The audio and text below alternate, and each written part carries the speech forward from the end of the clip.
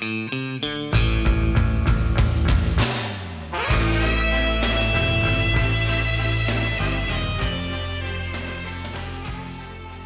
everyone, and welcome to another episode of Articulating Insight, the podcast where I talk to creative and inspiring people from around the internet about the basic tenets of artistic expression and whatever else we want to talk about. In this episode, my guest is the anime music video editor, podcaster, poker enthusiast, and the porno king of hentai AMVs, MexicanJunior.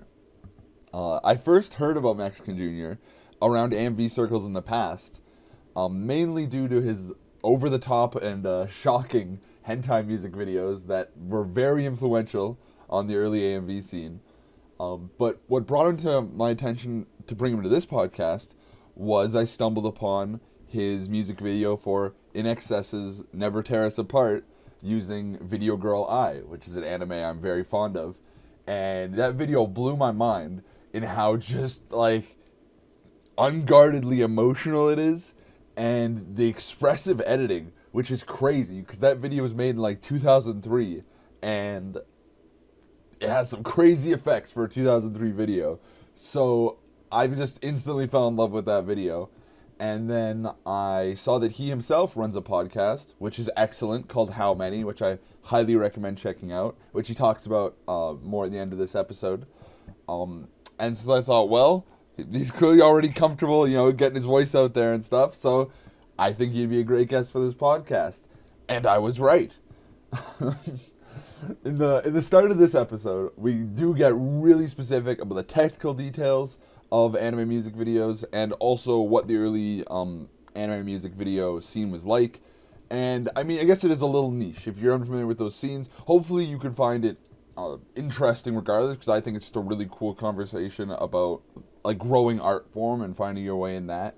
But if you find that stuff a little dry, I highly recommend sticking this episode out until about an hour 10 about, where he starts talking about the kind of inspiration and, like, kind of behind the scenes story behind a few of his videos, because I thought it was crazy. Like, it's cool to see how a medium as supposedly impersonal, quote unquote, as AMVs, because you didn't technically make the footage, you didn't technically make the music.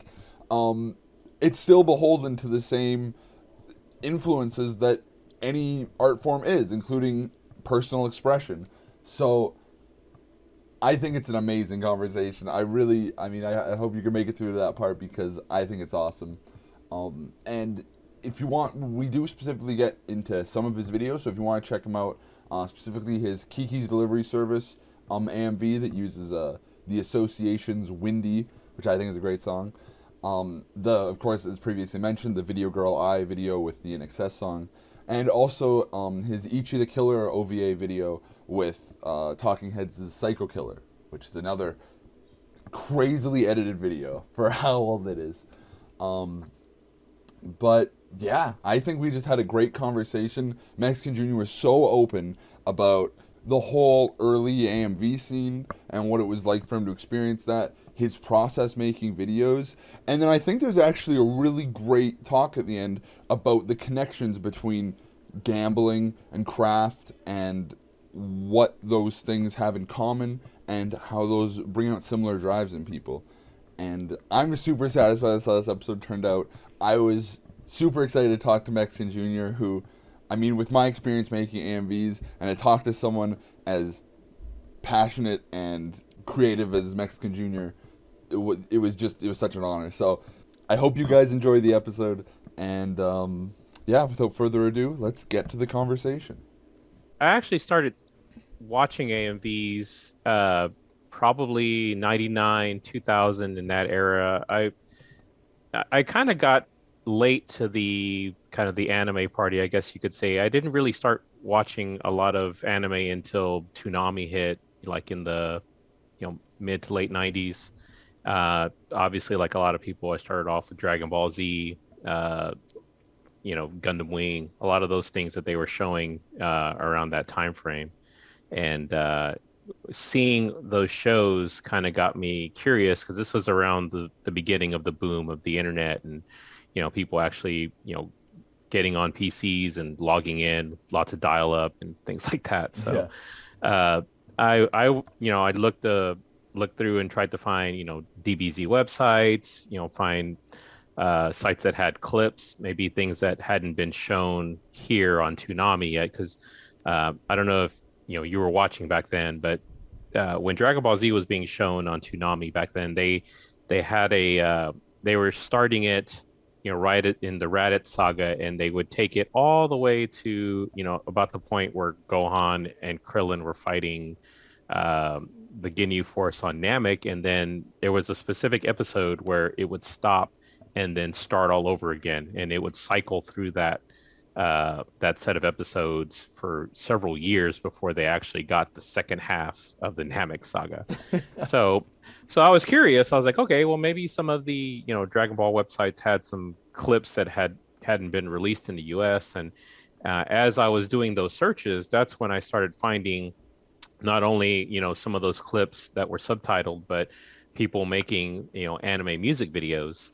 And that kind of just piqued my curiosity, and then it kind of just grew from there. I was like, well, this was around the time that people had PCs that were using Windows ME, and Windows ME had a program called Windows Movie Maker, and it was a very basic editing program where you imported videos, you imported one audio track, and you could basically just line up the clips with the audio as best you could. It didn't have any transparencies or overlays or anything like that. It was a very, very basic straight cuts.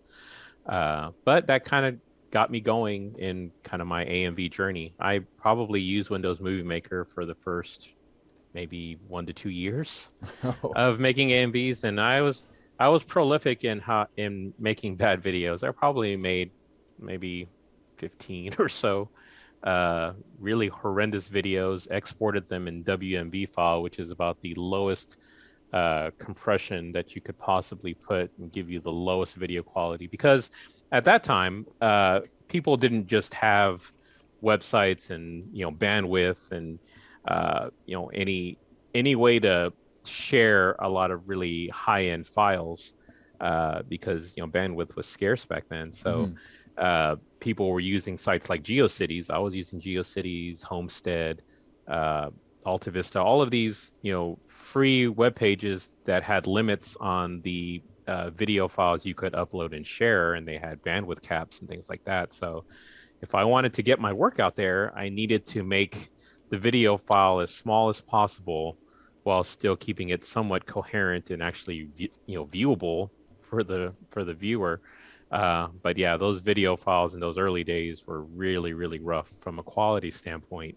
And on top of it, I wasn't using DVDs or anything back then. Ripping DVDs wasn't common practice. People had capture cards and they would use VHS tapes, but I wasn't that high tech at that time. I was just downloading clips, real media files, MPEG ones, things like that. The lowest of lowest end video quality files. Nowadays, you can go and get Blu-rays on file sharing platforms and torrents, things like that. It's really easy to get the highest quality videos possible. But back then, it was a different story entirely. So yeah.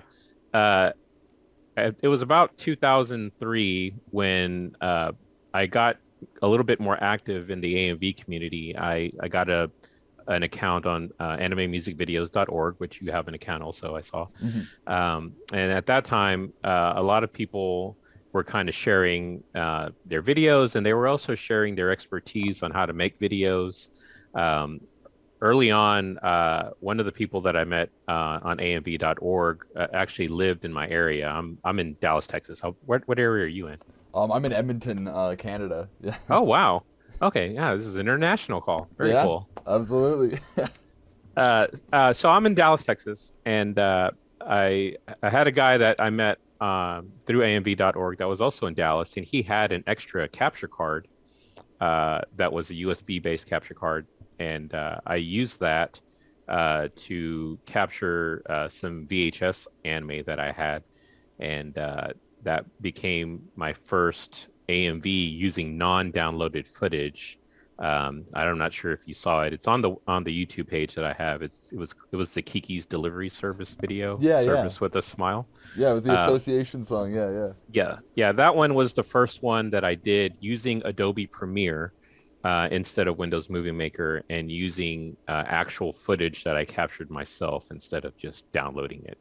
Um, and then from there, I just tried to do a little bit more. I got to the point where I learned how to rip DVDs, and the quality kind of just grew from there. And I was active making AMVs from, like I said, about 2001. Then I kind of stopped around 2005, early 2006 was kind of when uh, I kind of just stopped altogether. And it wasn't anything in particular that made me do it. It's just I was getting really busy at work during that time, and I kind of just lost focus. I wasn't watching as many new animes as I had been previously. And that all kind of factored into it. But I look very fondly upon those days in the early to mid 2000s. I went to a lot of anime conventions, met a lot of awesome people that are friends with me still to this day on amv.org and locally through the convention scenes as well. Yeah. No, that's cool. So, like, were there a lot of conventions like in your area, like in Dallas? Yeah, yeah. So in Dallas in particular, there was a big anime convention called ACON that had an AMV contest. So a lot of the people that I had met up with in the Texas area, not just Dallas, but there was AMV editors from Austin, from Houston. We would all kind of merge into these anime cons in the area, and ACON was a big one. Another one that we used to frequent was called YushiCon, which was in Austin. That one also had an AMV contest. There's any conventions we went to, the running theme was usually there was an AMV contest that we had all submitted videos to. And, part of the fun, in addition to just seeing all of your friends in person, as opposed to just, talking to them on AOL chat and all of those old formats that we all used to do, Yahoo Messenger, IRC channels, Yeah. all of those old school chat programs that we used to talk to each other on. It was just an awesome experience to meet all those people in person. Plus, we had the added bonus of seeing our videos on the big screen in front of an audience, which is one of those things that when that happens, it really blows you away, especially if the reaction is good. Um, I didn't really start submitting videos until I felt confident that they were actually not going to get booed. So a lot of those early ones that I made that were made in Windows Movie Maker, I didn't even bother, because I was like, man, these videos you're not even gonna, it's gonna look like one giant pixel on a giant screen. I wouldn't even bother submitting it. But when I got to the point where I felt like, okay, this would actually be viewable on a giant projector screen, I started submitting, and the crowd reactions for the most part were always favorable. And there's nothing like getting people clapping to your video when it's it's cheering, things like that. It's something else. And then when you actually win a couple of awards and go up and accept your trophies and things like that, it's something that I'll never forget. It was an awesome experience every time. Yeah. Oh man, that's awesome. And like, so since you were getting started, like way in the early days, did you notice that like, did they start to get bigger over the years that you were involved in that, or like, how did the communities change? Yeah, well, from a convention standpoint, the first con that I ever went to was YushiCon in Austin, and it was a tiny, tiny convention in a small hotel, and it didn't have that many people. The AMV contest was really small. I don't even know that they actually had a contest at that one. It was just more of a showing, but they weren't actually giving out awards or anything. But when I went to ACON, and then there was another one in Dallas called Anime Fest that we used to go to as well. But ACON was huge. I mean, it was, 10 times the amount of people that YushiCon had. And that's when I could tell, oh, okay, this is a lot bigger than I thought it was going to be. And for a lot of AMV editors, the biggest anime convention for AMV specifically is the one in Atlanta, Georgia, called Anime Weekend Atlanta. Hmm. I'm not sure if you've ever heard of that one. Yeah, yeah. But that one is considered kind of the Super Bowl of AMVs, because they have an entire room in the hotel giant viewing room dedicated to AMVs 24/7. They show videos nonstop. They have panels. They have blocks of specific genres of AMVs. They have request blocks where you basically say, "Hey, will you show these 5 videos I've made?" And they'll do it, as long as you're in attendance. Hmm. And that one, I went to that one. I want to say 4 times, and every time I went, I met the amount of people that I met in person that I had talked to online grew exponentially, and I made a lot of really good friends at those conventions that, like I said, are still friends with me today. But growing that base of networking with other AMV editors, it quadrupled when I went to that convention. That was the biggest one I had ever been to. Damn. Yeah. No, that's so cool.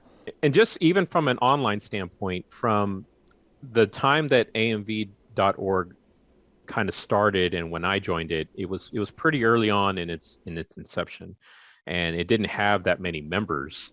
But by the time I kind of stopped making AMVs, where before it had hundreds, it turned into thousands and thousands and thousands of people. Yeah. One of the things that really blew that up was their introduction of file sharing and hosting AMVs. Because at the beginning, AMV.org was just a place where you could catalog your videos, but it wasn't a place for you to actually upload your videos. So you would catalog your video, put a description, and then it gave you a place to link your video to, a third-party hosting, whatever place you were actually hosting your videos. This is way before the days of YouTube, where everybody just, goes on YouTube and uploads whatever videos they have. So you actually had to pay for your own hosting if you wanted your video to be downloaded and seen. The other big way to get your video out there outside of, hosting it yourself was peer-to-peer sharing programs. And so things like Keza and Morpheus, iMesh, LimeWire, those were all of that was the other place where you could say, okay, I'm going to share my folder of AMVs and I'll just leave it running, 24/7, and people would just go and download them from your folder. And a lot of the early videos that I was not proud of, I shared a lot of them because at that time I didn't know that I was a terrible video maker, right? Like, I was like, I know the quality isn't great, but I assume everybody else's quality is similar to mine. So, why don't I get my videos? I probably shared, 10 to 15 of them. Like on Keza specifically was really popular for that. And a lot of those videos that I ended up sharing, I noticed several ended up getting uploaded to YouTube later by different users. Like one of the videos that was really popular, and I got a lot of email feedback because all of my MVs always had my email address at the end. Yeah, the Hotmail thing. Yeah. Yeah. So I always put that in just in case anybody wanted to send me an email and give me feedback. And one of them, my Evangelion video with the Rage Against the Machine song, Sleep Now in the Fire. That one, for some reason, became extremely popular. And I would get emails every day from people saying, "Oh man, I love this video. Can you upload the higher quality version of it?" And I was like, "You're kind of looking at it, buddy. I don't think I have anything else. This is about as good as it's going to get." I honestly, I had thought about remastering that video several times, but I'm just too lazy at this point. Yeah. But yeah, I got a lot of feedback that way. And then when YouTube got big, I noticed a lot of other people were uploading that video as well. Now, since that time, I guess Rage Against the Machine and the recording company that owns their rights put a kibosh on all of those videos. You'll get copyright strikes as soon as somebody tries to upload it. But for a little while, I found at least 10 versions of that video by different users that they had uploaded. And usually in the description always said the same thing. Downloaded this from file sharing, when I was 5 years old or 10 years old or something. So it was kind of humbling to know that, 10 and 15-year-olds, 10 years later, were actually uploading this video and saying, "Yeah, I remember this when I was in elementary school. It was a cool video. I just wanted to share it with everybody." I was like, "Man, I didn't realize I had touched so many lives." It was funny. Oh, that's so cool. And I was thinking like those early days of file sharing and stuff. It would. I have a feeling it would be like a different feel when you get a video because you just find it like in LimeWire like in just this huge mess of just things, and then it's just on your computer and there's no comment section, there's no likes or dislikes. It's just like this super insular thing. I think like that would totally change the vibe of like your engagement with the video. You know? Yeah, back then, it was a lot different in terms of interacting with your, I guess, online audience. There wasn't the, instant feedback of people giving you a thumbs up or a thumbs down. The Mm-hmm. way you knew somebody, downloaded and liked your video was if somebody sent you an email, or there was a lot of websites and a lot of forums discussions where people would share their AMV list Mm. and say, okay, these are all the AMVs I have if somebody wants to take one. And people would share like their list of AMVs to share like on torrents and things like that. So, obviously me, I get curious every once in a while, Google my name and say, okay, Mexican Junior and AMV, let's see what comes up. And then you'll see people like, oh, okay, this guy's got like 7 of my videos on his sharing folder, and that's kind of how you knew, oh, okay, somebody actually liked my work. Now it's completely different. Like you upload something to YouTube and people will tell you right away if they don't like it. And Mm-hmm. or worse yet, they'll be like, you'll upload it thinking it's really good, and then maybe you'll get 10 views in 3 months, and it's like, oh, okay, Yep. that's pretty humbling. Yep.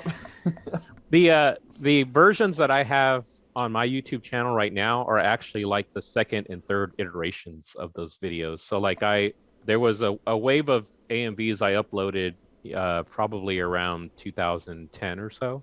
Mhm. And a lot of them got taken down due to copyrights and things like that.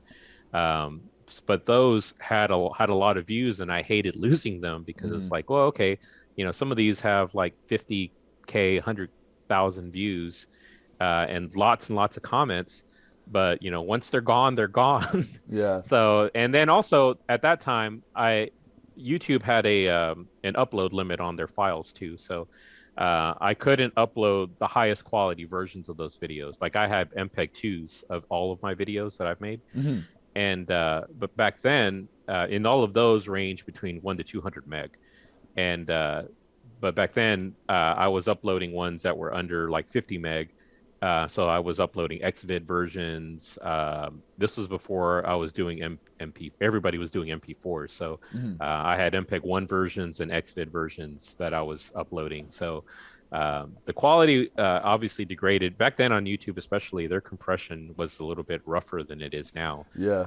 If you upload an XVID in 2010, man, you're going to see a lot of pixelation, a lot more than you do if you just saw the raw file. Yeah. So that definitely factored into people's comments as well. But it was nice to actually see, 20,000 views, 50,000 views, things like that. But the versions that I have on there now are the MPEG 2 versions. Once I was able to upload, higher file size files like that.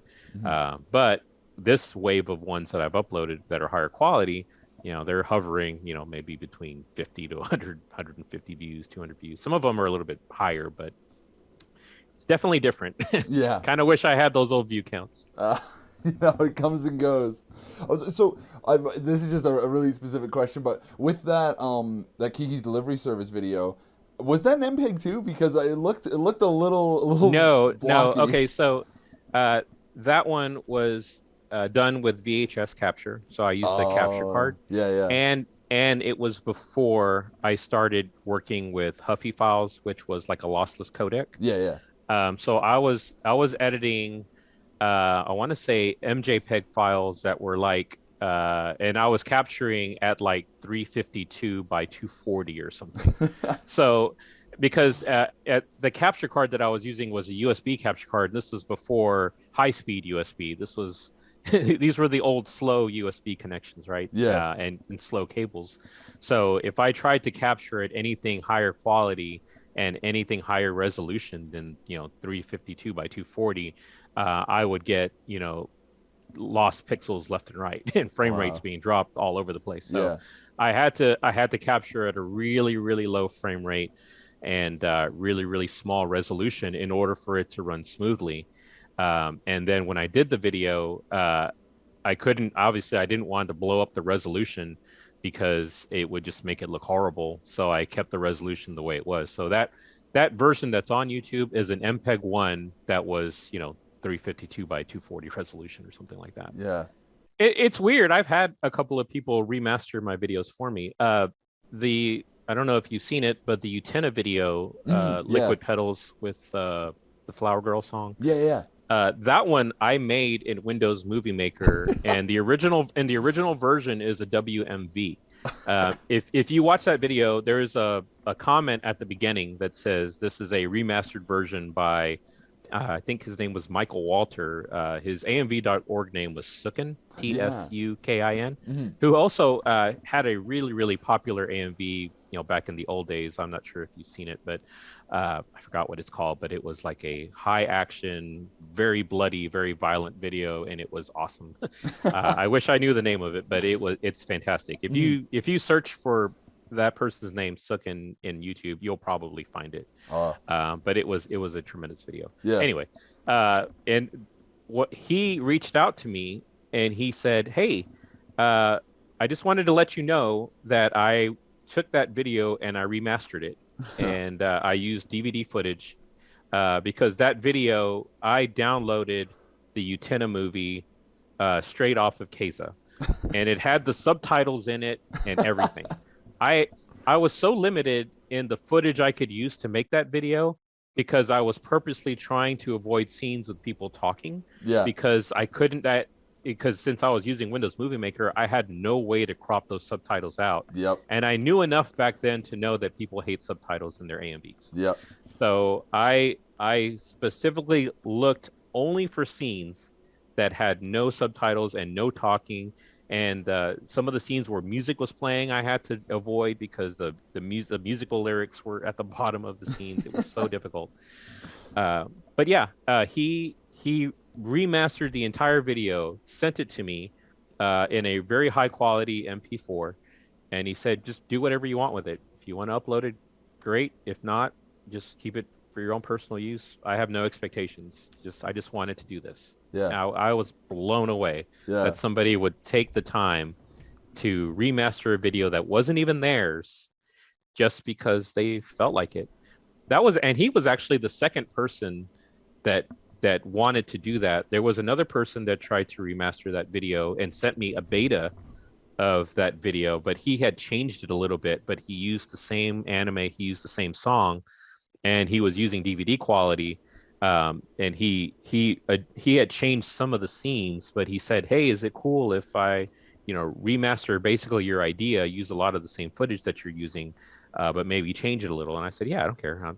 I don't own any of the footage. I don't own any of the ideas. Anybody can do what they want with what they want. I'm not one of those people that, takes it seriously enough to get upset if somebody, felt like they wanted to remake my video or even use footage from my video. I'm very laid back when it comes to that. I know a lot of other people are not like that, but I'm a very laid back person when it comes to AMVs. And if you want to do something like that, go for it. Yeah. That's not the only video too that people have remastered or changed or things like that. The Money Shot video also, somebody remastered that one. There's been a couple like that, and some of them I'm cool with all of them, obviously, but some of them worked out better than others, I guess you could say. Yeah. Oh, that's great. Yeah. Well, speaking of Money Shot, this is something I was interested in is hentai music videos and stuff. There's something I've made a little bit of too, but it's still a scene I don't really know because, there's no YouTube for it really. I mean, I guess you can go on X videos and Pornhub and stuff, but it all feels so scattered and stuff. Yeah, and even that, like X videos, Pornhub, if you upload a video that has, actual copyrighted music, it gets taken down pretty quick. Yeah. Like I tried that in the early days of trying to find hosting for those videos, because people would ask me, hey, where can I find this video? Yeah. Is it on YouTube or anything? I was like, no, I mean, YouTube would take it away right away. Mm-hmm. So I try to, make accounts and upload those videos, and sometimes they would stick around for a little while, but most of the time they would get booted like right away. Oh.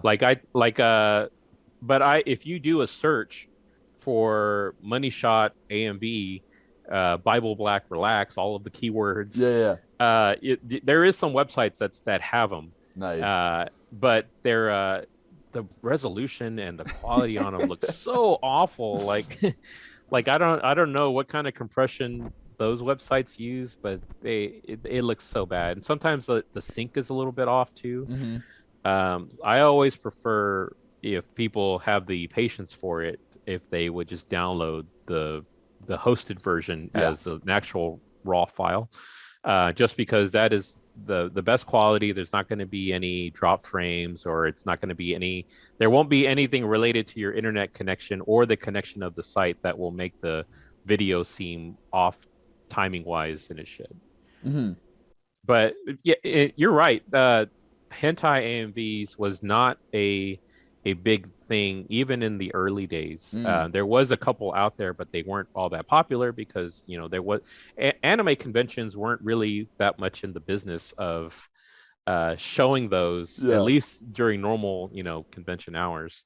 But Anime Weekend Atlanta was one of the early conventions that had a block in the video art room, which was they called it the VAT, the video art track. That's where they showed AMVs 24/7.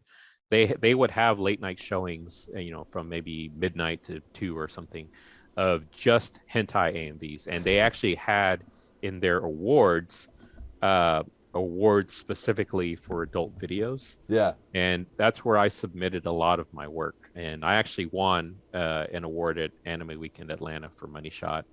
I won an award for the Tub Girl video. I won an award for the HAMV Hell video, which that one felt a little like cheating because that one was just all of the clips I used in AMV Hell Zero, is an AMV Hell dedicated specifically to hentai and really gross out stuff.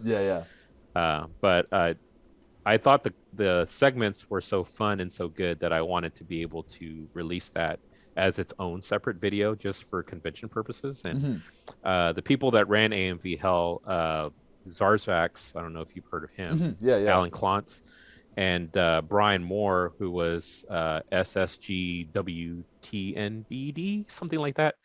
The acronym was like some stupid guy with nothing better to do or something like that. They were gracious enough to allow me to do that because it was their project. I was just submitting clips for that project. And they said, yeah, whatever you want to do is cool. If you want to take all of those clips and make your own video out of it and submit it, as long as you do it after the release of AMV Hell Zero, it's fine. And that's how it worked out. Yeah. Well, that's awesome. And so, through those videos is actually kind of how I'd heard of you at first a long time ago, is that like in the amv.org like Discord server, like they still mention it's like, the only mention that I heard about you were almost like a kind of like troll editor, like as far as the Tub Girl the animation or some of your HMV Hell like segments. So like, was that your intention with those videos? Like, I mean, like they're obviously like very shocking and like, yes. in that sense. Absolutely. Yeah. It's a funny story. When I first started making videos and I was using Windows Movie Maker, during that Windows Movie Maker time, I made a porn video called PFS, but it stands for Points for Sex. And it used that hentai parody, I think Sailor and the Seven Balls, which was a parody of Sailor Moon, Dragon Ball Z, had Neon Genesis Evangelion characters, Fist of the North Star, all basically having at it, right? So I took that footage and I made this silly video, and I had a counter at the bottom showing the amount of points everybody was getting for each sex act I was showing. And after I made that video and I shared it on amv.org, the person that ran amv.org, his name's Fade, Chris McCormick, he was not too happy that I was doing that. And I think this was before they were doing file sharing as a website. Yeah. They at the beginning they called it the Golden Donut. That's what they would call people that if you pledged a certain amount of money and donated, you could upload as many videos as you want, and it even had the little preview link, which was like an early version of what YouTube basically did. Yeah. He did not really approve of those videos so much, and he was like, well, if you are going to share it, you have to use your own hosting, obviously, and I don't really approve of this kind of thing. And I was like, okay. So the next hentai AMV I made was Money Shot, and because of that interaction, I tried to make it as explicit and nasty as possible. Yeah. Just because of that interaction I had with Fade, and I actually met Fade in person at AWA. Yeah. He's a great guy, really nice.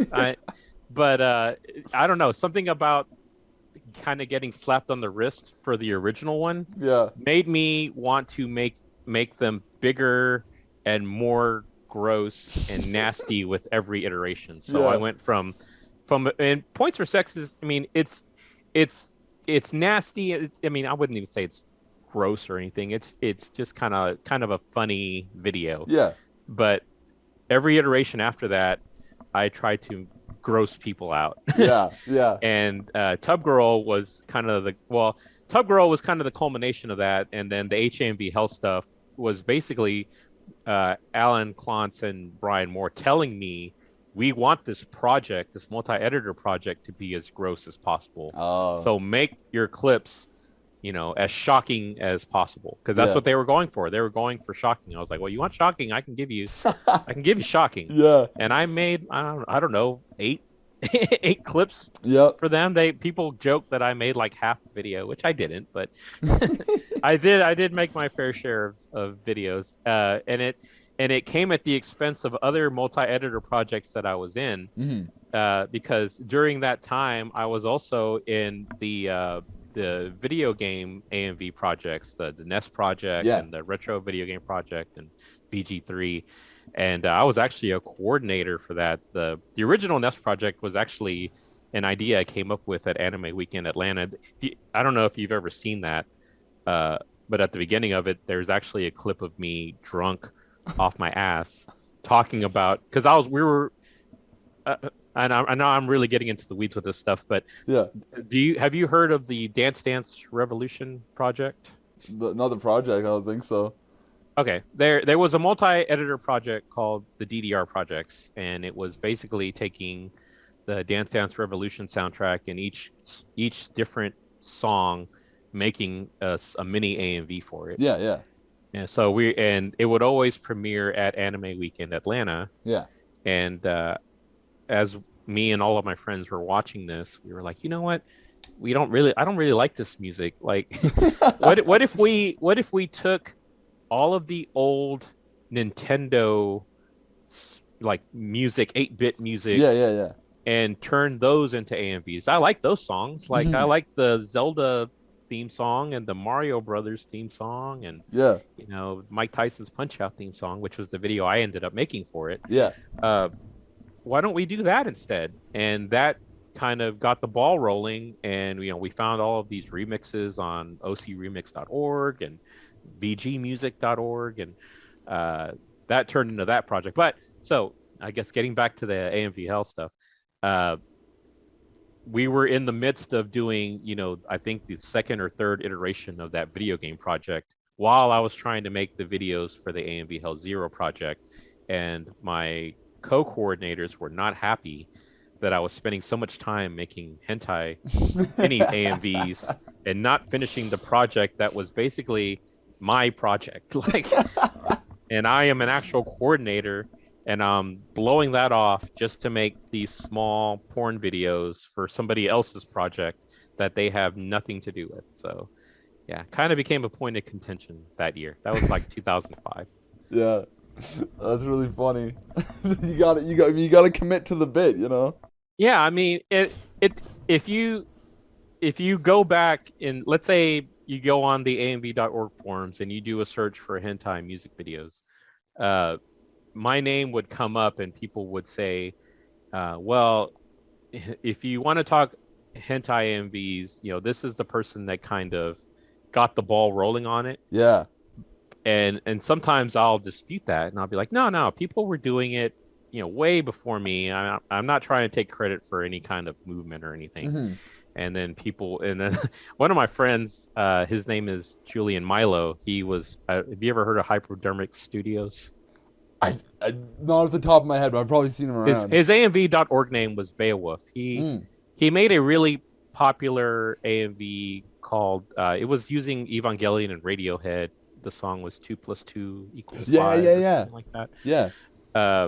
Well, he was from Austin, so he was one of the guys I knew from the convention circuit. Mm-hmm. And he said, don't try and backtrack on being, the king of porn. You built your throne on a stack of hentai DVDs, for God's sakes. Don't backtrack now. Like, you might as well embrace it. And after he said that, I was like, you know what? I am going to embrace it. Fuck it. Like, what do I care? That's so fucking awesome, man. Because there's something beautiful in hentai AMVs. People don't get it, and I think you tap into something really great in yours too. So, props. Yeah. So after Money Shot in 2003,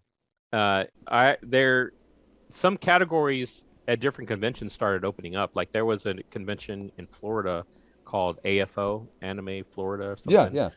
I won. They had a hentai category, and I won best hentai video there. YushiCon, which was the Austin convention, had a hentai category. ACon, which was the Dallas one, had it.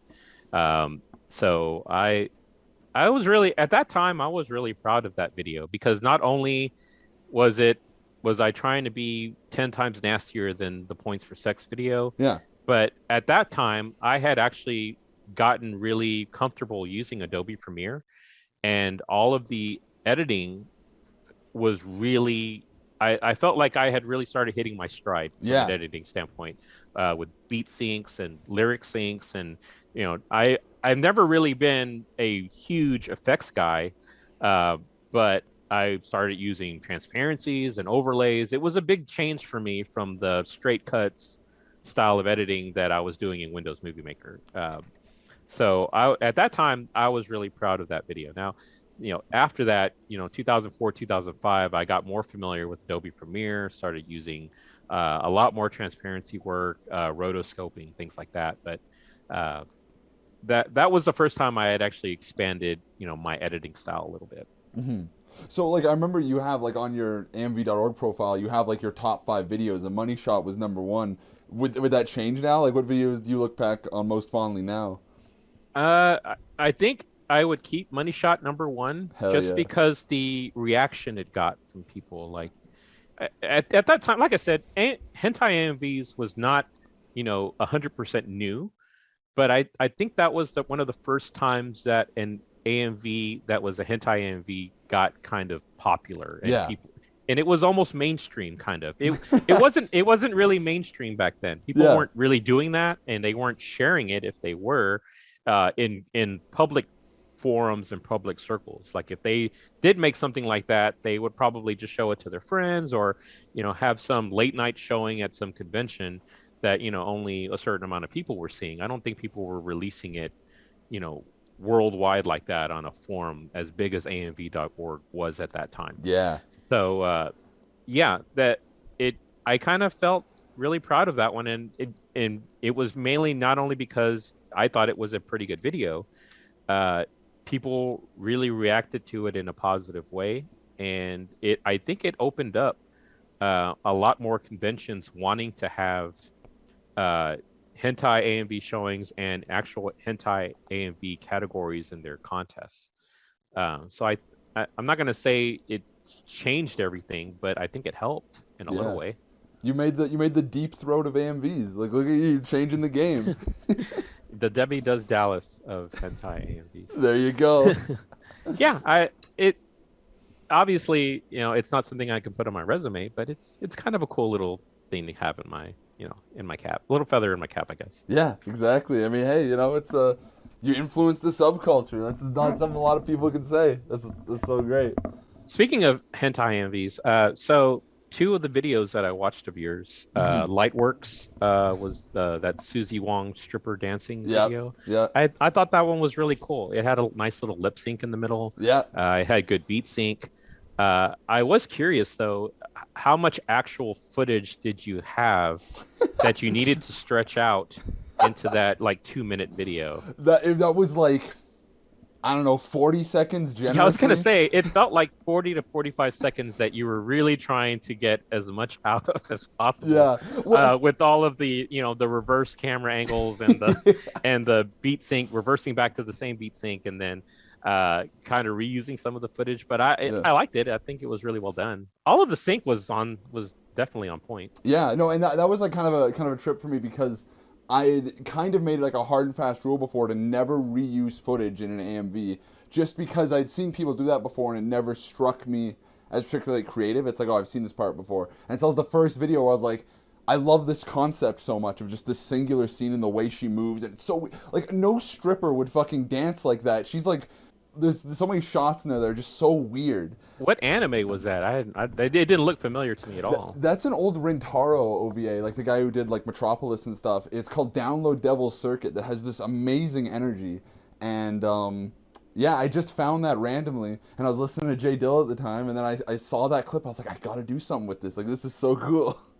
It sounds cool. I probably need to check that out. The footage seemed really, really interesting, and the song was very cool. So I gave that one a thumbs up. Thank you.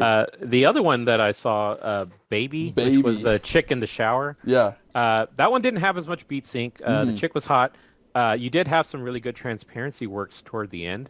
The only thing that was kind of off-settling was the censored footage.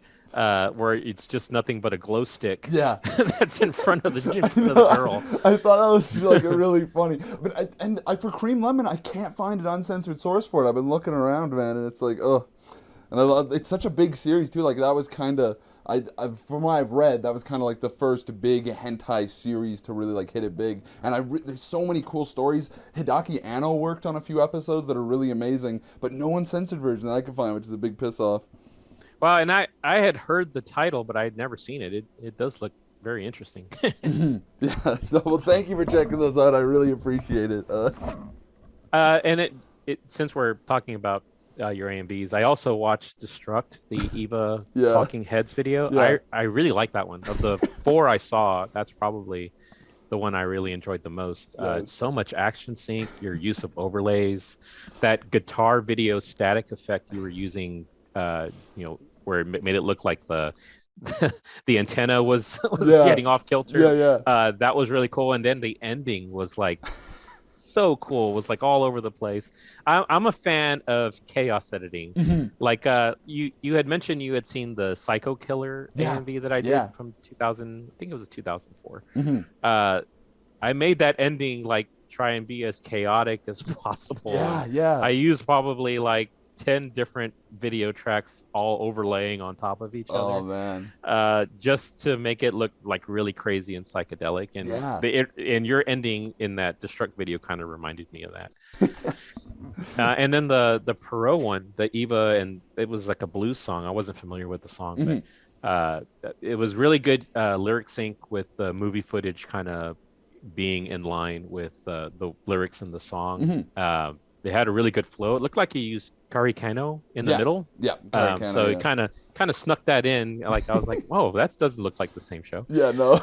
And then it had really cool ending with all of those eye close-ups overlaying on top of each other. I really like that part of it too. Oh, thank you. I don't know how many of my videos you've seen, but I'm really big on lyric sync. If you hear a rose, man, you got to see that goddamn rose, you know? Yes, so the person that said that, his name is Tim Stair. He goes by Fluxmeister on AMV.org. Very, very popular AMV editor. I'm sure you've probably seen one of his videos at some point. They're all over the place. He was a tremendous editor. He actually won the Masters contest. I want to say 2004, maybe. Oh yeah. At AWA. Yeah. He actually got the green jacket and everything. Nice. But yeah, he was one of the co-coordinators on those video game projects, the NES project and RVG. And he was really a big influence on me and really helped me from a technical standpoint. In back when I was starting to use Adobe Premiere, he was one of the people that wanted me to kind of expand my editing style, because at the very beginning, since I was doing a lot of straight cuts in Windows Movie Maker, the only way I could really keep in tune with the song is by just matching up whatever they're saying in the song to whatever footage I'm using. Yeah. And it became kind of a running joke, like Tim would say, if there's a rose, if he says rose in the song, there better be a fucking rose on the screen, or else something is wrong. And the Grave of the Fireflies video I did, I don't know if you ever saw that one. It was using the Seasons in the Sun song, the Terry Jacks song. There's a scene in there where the lyrics of the song say starfish on the beach. And I actually found a scene with a starfish on the beach in Grave of the Fireflies. And there was another editor. His name is Daniel Chang. D.W. Chang is his org name. He was also from Austin. He got a huge kick out of that. He's like, man, you actually took the time to find a starfish on the beach. And the bad thing is, he says that twice in the song. But I'm like you, I didn't want to reuse the same scene. So I used the second time in that song, in that video, that he says starfish on the beach, I have a scene of a crab walking on the beach. It's close. And I was like, man, this is going to be close enough. But he never let me hear the end of it. He's like, that's a crab. That's not a starfish. You betrayed the audience. Yeah, you've ruined it. This is now a 0. You've gone from a 10 to a 0 because of this. So, but it's all in good fun. I'm huge on lyric sync, and there was a time where when I got to the point where I got better at editing and I got better at beat sync. Beat sync felt more like a math equation than it did like an actual artistic endeavor, I guess you could say, because all I'm doing is timing out the wavelength on the audio file and saying, okay, let me make a marker here, make a marker here, make a marker here. I need cuts here, here, here, here. I need to bring the transparencies down to have the black strobes here, here, here, here. It just feels like a math project, and it doesn't feel like like something that's flowing. And there was a time where I wanted to get away from that style of editing, and I'd focus more on just the feel of the song and the lyrics of the song. But obviously, I kind of did both. Like, I mean, there's videos of mine that is very, very beat sync heavy, and then there's others where like I'm like not even paying attention to the beats, and it's just all lyrics, and it's just all how the song feels in relation to the scenes. I'm kind of all over the place when it comes to editing. Yeah, well, like, from seeing a couple of your earlier ones, and then seeing the Kiki's Delivery Service one, that felt like a kind of a breakthrough in terms of really meshing the lyrics and like the kind of just the feel of the song with the footage, which obviously was like influenced by the fact that was the first video where you had all the footage and stuff. So I could totally see that. Yeah, I was very limited in the early days, since I was just downloading clips, and I didn't have all the footage at my disposal. Again, I was trying really hard not to use subtitled footage, although there was instances where I had to, but it really, really made my pool of available footage down to nothing. I was like, okay, well, I guess I'll have to put this person talking here, even though it has nothing to do with the song, but I just need to fill this 10-second gap here. And once I got to the point where I could have my own footage and have everything at my disposal, it really, really opened up kind of the horizon on what I could do, not only from an artistic endeavor, but just from a quality standpoint of how good the video could be. No, I could see that. And I mean, I gotta pull up this one personal thing just because, like, obviously me starting to edit in like the contemporary age or whatever, it's not hard to find footage for basically anything. Like if you go on any torrent track or anything, you can usually find pretty much anything with only like Yeah, soft and it's like the highest of high quality footage. Yep. If they're MKV files, you can get the subtitle files separate. You don't even need to have them in there. Yep. It is night and day. Like if I had come up during this era of AMVs, uh, I would feel like this is like the easiest thing in the world. Like because it's just so easy to get what you want. Like in the early days, not necessarily when I was downloading the clips, but when you would, buy the DVDs and have to actually run them through all of these video processing apps, and then having to run all of these scripts to get them to work in Adobe Premiere, and having to replace the original file, the raw, VOB files with, Huffy or MJPEG 2 versions of the files, and then doing a swap at the very end to get the highest quality possible. I mean, all of that was just a headache. But at that time, I mean, it seemed like a breakthrough in a way to go about making your videos look great. Yeah. But now you don't have to do any of that. It's just you download the high quality MP4, you plop it on your timeline, and you just go. Yeah. And a lot of the effects that people were doing manually, they're just preset. Yeah. They're preset templates in the software. Like I remember, especially in the video game AMVs I did, like the Punch Out and the Altered Beast video. I spent a lot of time like taking a lot of the backgrounds out on the sprites, and removing, using green screen coloration. I would take the frames, import them into MS Paint, green out all of the background to only leave the silhouette of the person I wanted. Yeah. For every frame, for maybe a 10-second span. Oh my god. Just to get 10 seconds of a transparency of having somebody dunking a ball with the video game footage going in the background. And that would take me hours. Wow. And now it's like you could do that in like 5 seconds. Yep. Just, with the apps that are out there. Yeah.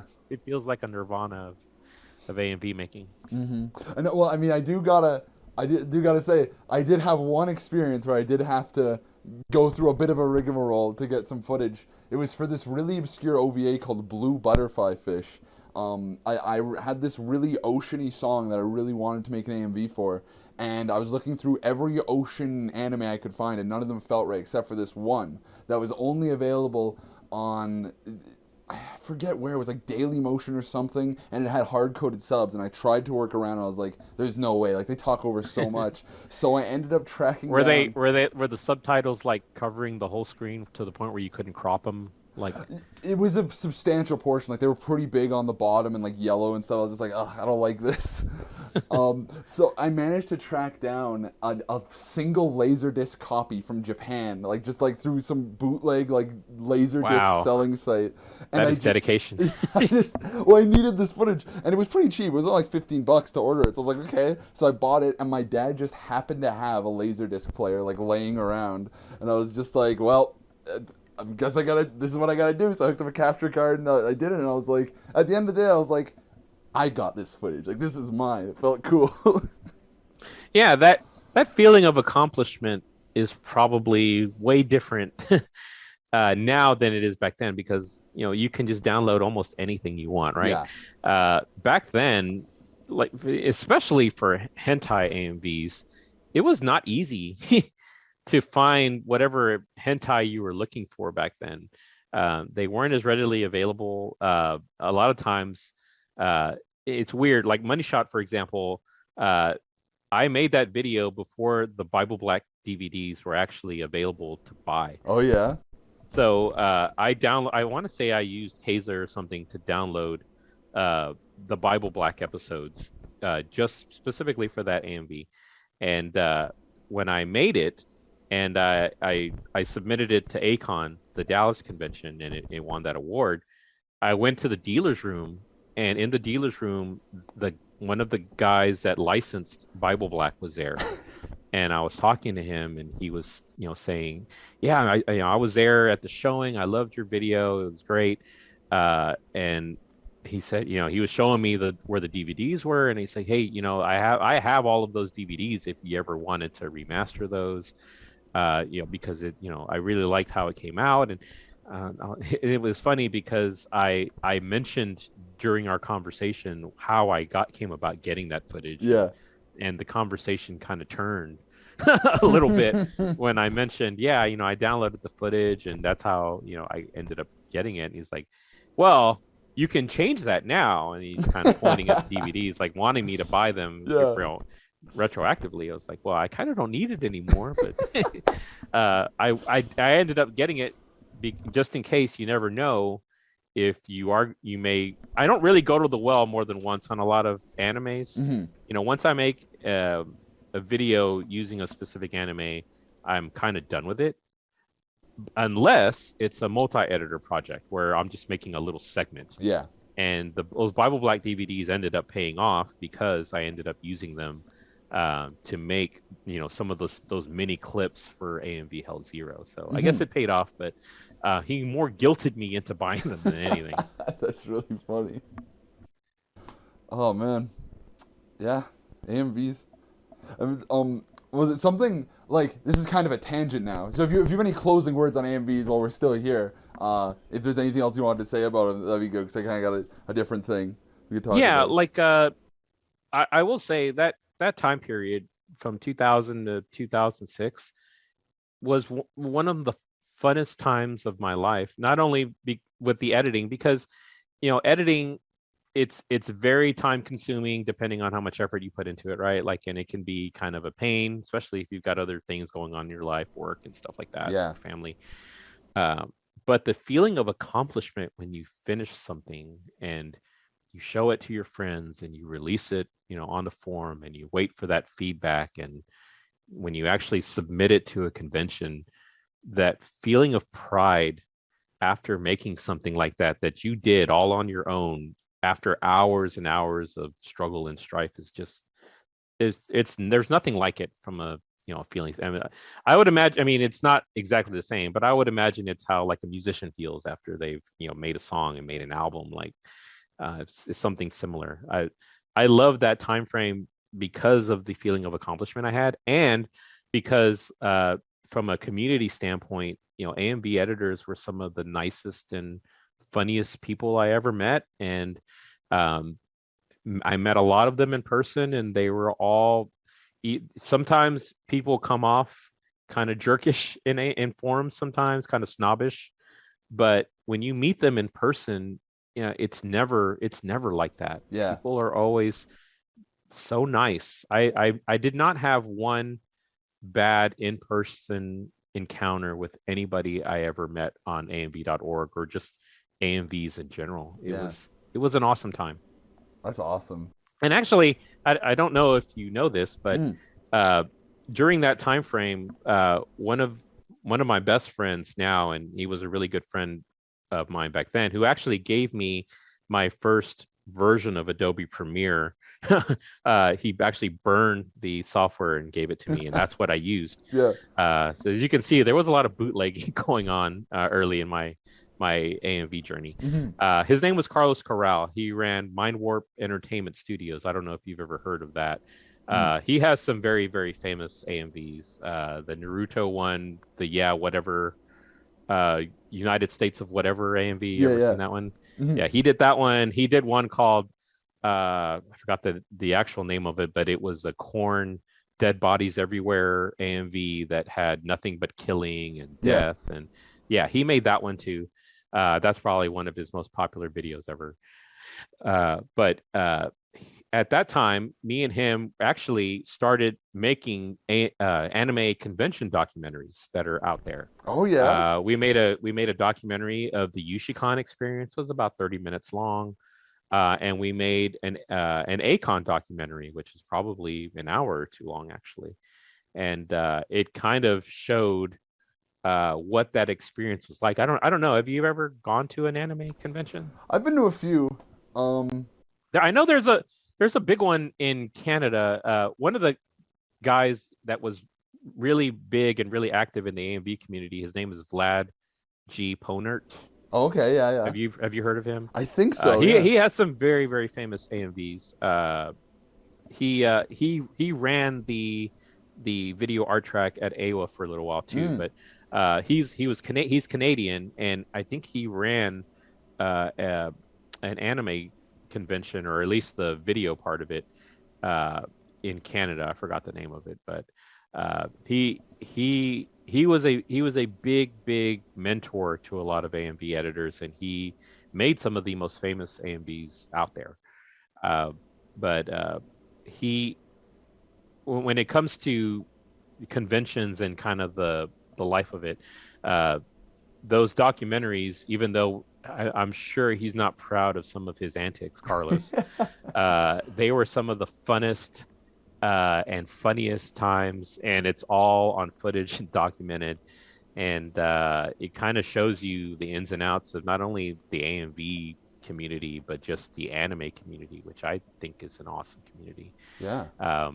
So he probably doesn't have them up for download anywhere, because he actually ran for councilman of his city a couple of years ago. Yeah, yeah. And if I was joking with him, and if that footage ever came out, because I have copies of all those documentaries, yeah, your opponent would probably use it against you, and kind of make you not turn out to be the guy that people would want to vote for. Yeah, yeah.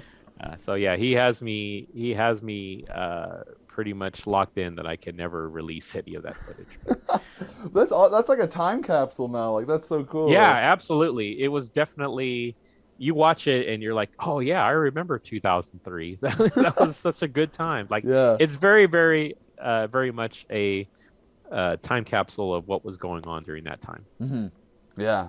It's so great that you mentioned the sense of pride you get when making an AMV. Like, it really is a form of artistry, and like, it's it's the worst when people are like, well, you didn't make the music, you didn't make the footage, and it's like, well, like, a painter doesn't mend the canvas or whatever, he doesn't make that. Like, it's like, it's whatever you use to express yourself, and it's still a form of artistry, regardless of whatever the preconceptions are. I think a lot of people kind of have that opinion that AMVs are kind of a lazy art form, because you're not creating the video, you're not creating the audio, you're basically just being a remixer of something that already exists. And I cannot disagree more, because you're taking those things and you're building something completely different.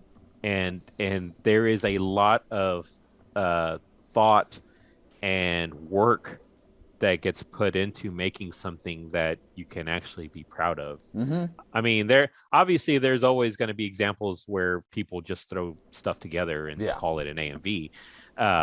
But if you really go back and look at the most popular AMVs, the ones that stood the test of time, you can see all of the work they put in, especially if you're another editor. Like one of the most famous AMVs of all time is one called Euphoria by Kupaskiva, Jay Nailing, who actually, Jay Nailing is he was part of our anime music video studio, Random Destination Productions. He actually joined it before he made Euphoria. And we all felt like it was a huge coup. Like, man, we bought early on this stock, and look at how it's turned into Apple. And like, yeah, because he became one of the greatest and most influential AMV editors of all time. But yeah, he is actually in our production. If you go to randomdestinations.net or whatever it is, he is listed as one of our AMV editors, and it was a production studio created by me and a guy named Jonathan Watson, who's A. Diamante on AMV.org, and Brian Nickerson, who is Rosard on AMV.org. We created it initially, and we were recruiting AMV editors, and we actually had open tryouts. And he said, well, if you want to be part of our, because at that time, like I mentioned before, there wasn't a lot of people just giving away hosting of your videos and bandwidth. It was expensive. I mean, people were spending $50 a month to have their website up, and be able to upload files and have them downloaded, and they did not take kindly to really high spikes in bandwidth. If they noticed that you were sharing something too much, they looked for ways to get out of it. And if they saw that you were hosting copyrighted material, which is what they considered AMVs to be, you got a cease and desist and cancellation on your hosting service right away. But Jonathan was hosting it off of his own server, so it was a big, I guess, prize to people to be able to host their videos somewhere that wasn't a third party hosting. It was somebody hosting it themselves. Yeah, yeah. So we got a lot of people that tried out, and Coop, Jay Nailing, was one of them. And it was before he made Euphoria.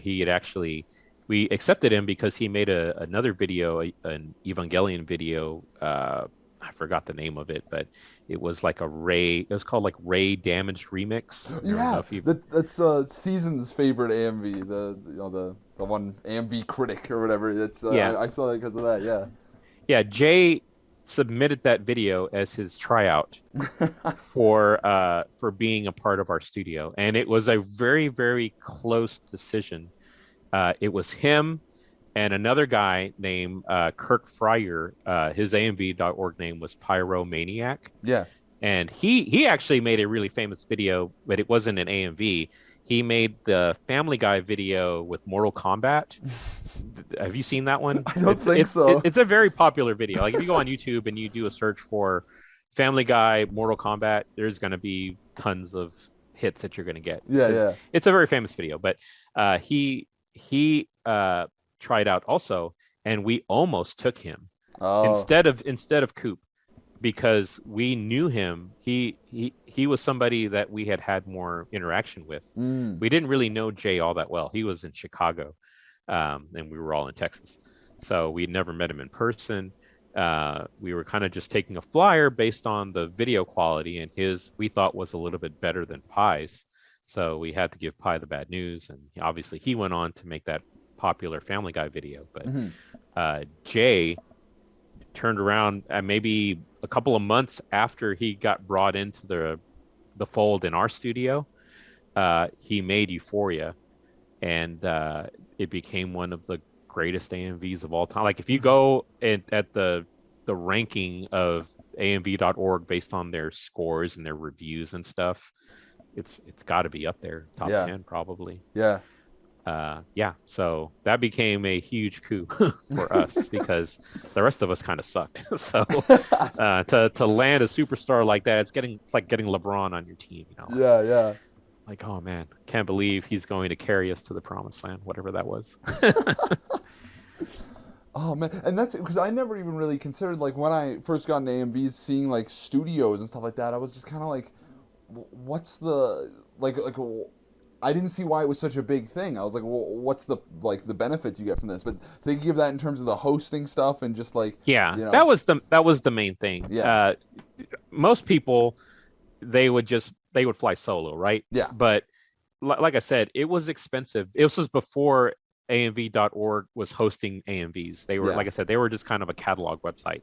So people had to pay for their own hosting if they wanted to get their video seen by anybody. This was way before YouTube. So the benefit of joining a studio is that maybe one person is paying for the service, and everybody would just pitch in. And instead of paying $50 a month, maybe everybody's only paying 10. Yeah. To get your files and your videos hosted.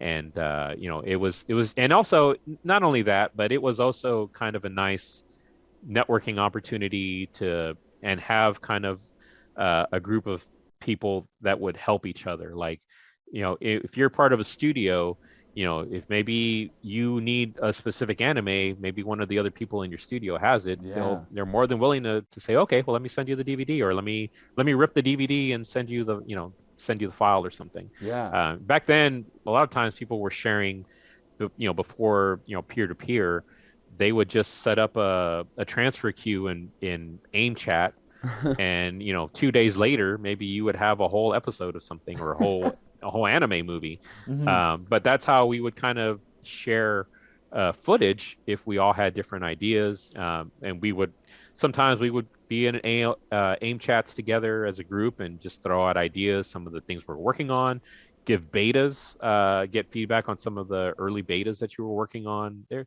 was a lot of other things outside of the hosting that kind of made it appealing. Yeah. Being able to get all of that feedback too. Mm-hmm. Damn. Yeah. Something in particular I just got to ask about AMVs, just because this was the video that kind of like alerted me to the fact that I had to talk to you, was that Video Girl I video with the NXS song. And like I saw that and it just blew my mind. And then when I saw in the description it was made in 2003, I was just like, oh my God. So just, this is my selfish, using this time. What was the inspiration behind that video? Do you have anything like to talk about there? Because that video just blew me away. Yeah, so it's funny. I have 2 videos in my catalog that were made specifically for somebody else. They're, in both instances, I was enamored with a girl that was another. In both instances, there were girls that I was talking to online that were other AMV editors that I was infatuated with. And that specific video, the NXS video, I was actually engaged to that girl. Oh, wow. But she lived in Florida. I lived in Texas. Her name was Brandy. Yeah. Her AMV.org name was Tutterbutter on AMV.org. But the year before, I had made a different video. It was the Oh My Goddess movie video with the Bee Gees song, How Deep Is Your Love? Yeah. For a different girl. Her name was Kat. And at the beginning, I don't know if you saw that video or not, but yeah. At the beginning of it, there's a little audio recording of her saying, hey, I love you or whatever, something like that, right? That was actually a voicemail she had left me. And I put that at the beginning, and then, the video is all sappy and stuff. I get a lot of hell from a lot of my friends for that one, because I went from making all of these hardcore porn videos to making this sappy romance video, which is completely out of my wheelhouse. Yeah. Anyway, so I made that video for her, and we never even met each other. We never did. None of it worked out. I mean, she was in a relationship with somebody else. It was just more kind of an in the time infatuation. Mm-hmm. But the year after, when I started talking to Brandy, she actually started talking to me because she had seen that video I had made for the other girl. Oh, the Bee Gees. And kind of thought it was like a sweet gesture, and it was really romantic. And I think that's what kind of reeled her in to want to, talk to me, thinking I was this sweet guy. Which, obviously I was pretending the whole time, but so as our relationship grew, and I actually went and I visited her in Florida a couple of times, and then in one of the documentaries that we did, that me and Carlos Corral did, we did a documentary where we were at Anime Week in Atlanta. And there is, at that convention, I proposed to her during an AMV panel that me and Tim Stair were hosting in the VAT room. Yeah. Because we actually, at that time, more Tim than me, but we were popular enough to where the convention said, okay, we're going to give you a 2-hour block to talk about whatever you want to talk about and show whatever videos you want to show. Mm-hmm. And I said, this would be a great opportunity for me to get a wedding ring, have her come on stage in front of, 100 people or however many people were in there at the time, and, propose and get down on a knee and everything. It's actually part of one of the documentaries. Oh my God. Which none of those are uploaded anywhere, thank goodness, but because it's really embarrassing. It wasn't long after that we broke up, and it was funny when we broke up. I had already quit my job. I had already rented a U-Haul, and I had broken my lease. To live in Florida. And maybe a couple of days before I was set to drive the U-Haul and move all of my stuff into it, I got an email or something from her saying, hey, I don't think I can do this. I'm going to go live with my parents in Maryland. So, good luck with whatever you have going on. So that whole thing fell through. And again, it's another one of those videos that my friends give me hell for because it's a time period in my life that I am very embarrassed about because I jumped through all of these hoops and did all of this stuff for her just to pull the rug out from under me. It was a mess. But that video, I made it because during some of the time that we were talking to each other, she would bring up the other video I made for the other girl. Yeah. And be like, well, I mean, you must have really cared a lot about her. You took the time to actually make her this video. I don't see any video for me. So I was almost forced. You got reeled in to make that video. And it was during the time of, I want to say, the second iteration of the video game projects. So I had to take time away from that to make this sappy romance video, which I'm being forced to do just out of guilt because of everything that we're talking about. The other coordinators of the video game projects were not happy with me. They said, you know what, instead of working on my videos, which are due in a month because we have to have them done in a certain time period in order for the convention to accept them. Yeah, like for the deadline, and have a block of time devoted to it. Yeah. So I was on a very tight schedule. So they're all waiting for me, asking me every day, okay, so what's the status on your video? Because I need to know when I can start compiling all of the videos together. Yeah. And I have to tell them, well, I'm making this video that Brandy wants me to make. I'll get to that other video in maybe a week or two. And they were very, very disappointed in me. You broke the bros before hoes law, man. How could you? I absolutely. Tim Stair and I were really close friends at that time, and we kind of drifted apart. He lives in Seattle and he's married and stuff, so he's kind of out of the A&B scene. But during that time, we talked to each other every day because we were giving each other updates on not just our own personal videos that we were contributing to that project. We were also in charge of quality control and all the other videos and all the other betas and working with people on their concepts. It was a lot of work. And I would say that was one of the things that really put a little bit of a wedge between us, that I was working on all of these other non-project related things, and that video was definitely one of them, and he was not happy. He was not happy about it.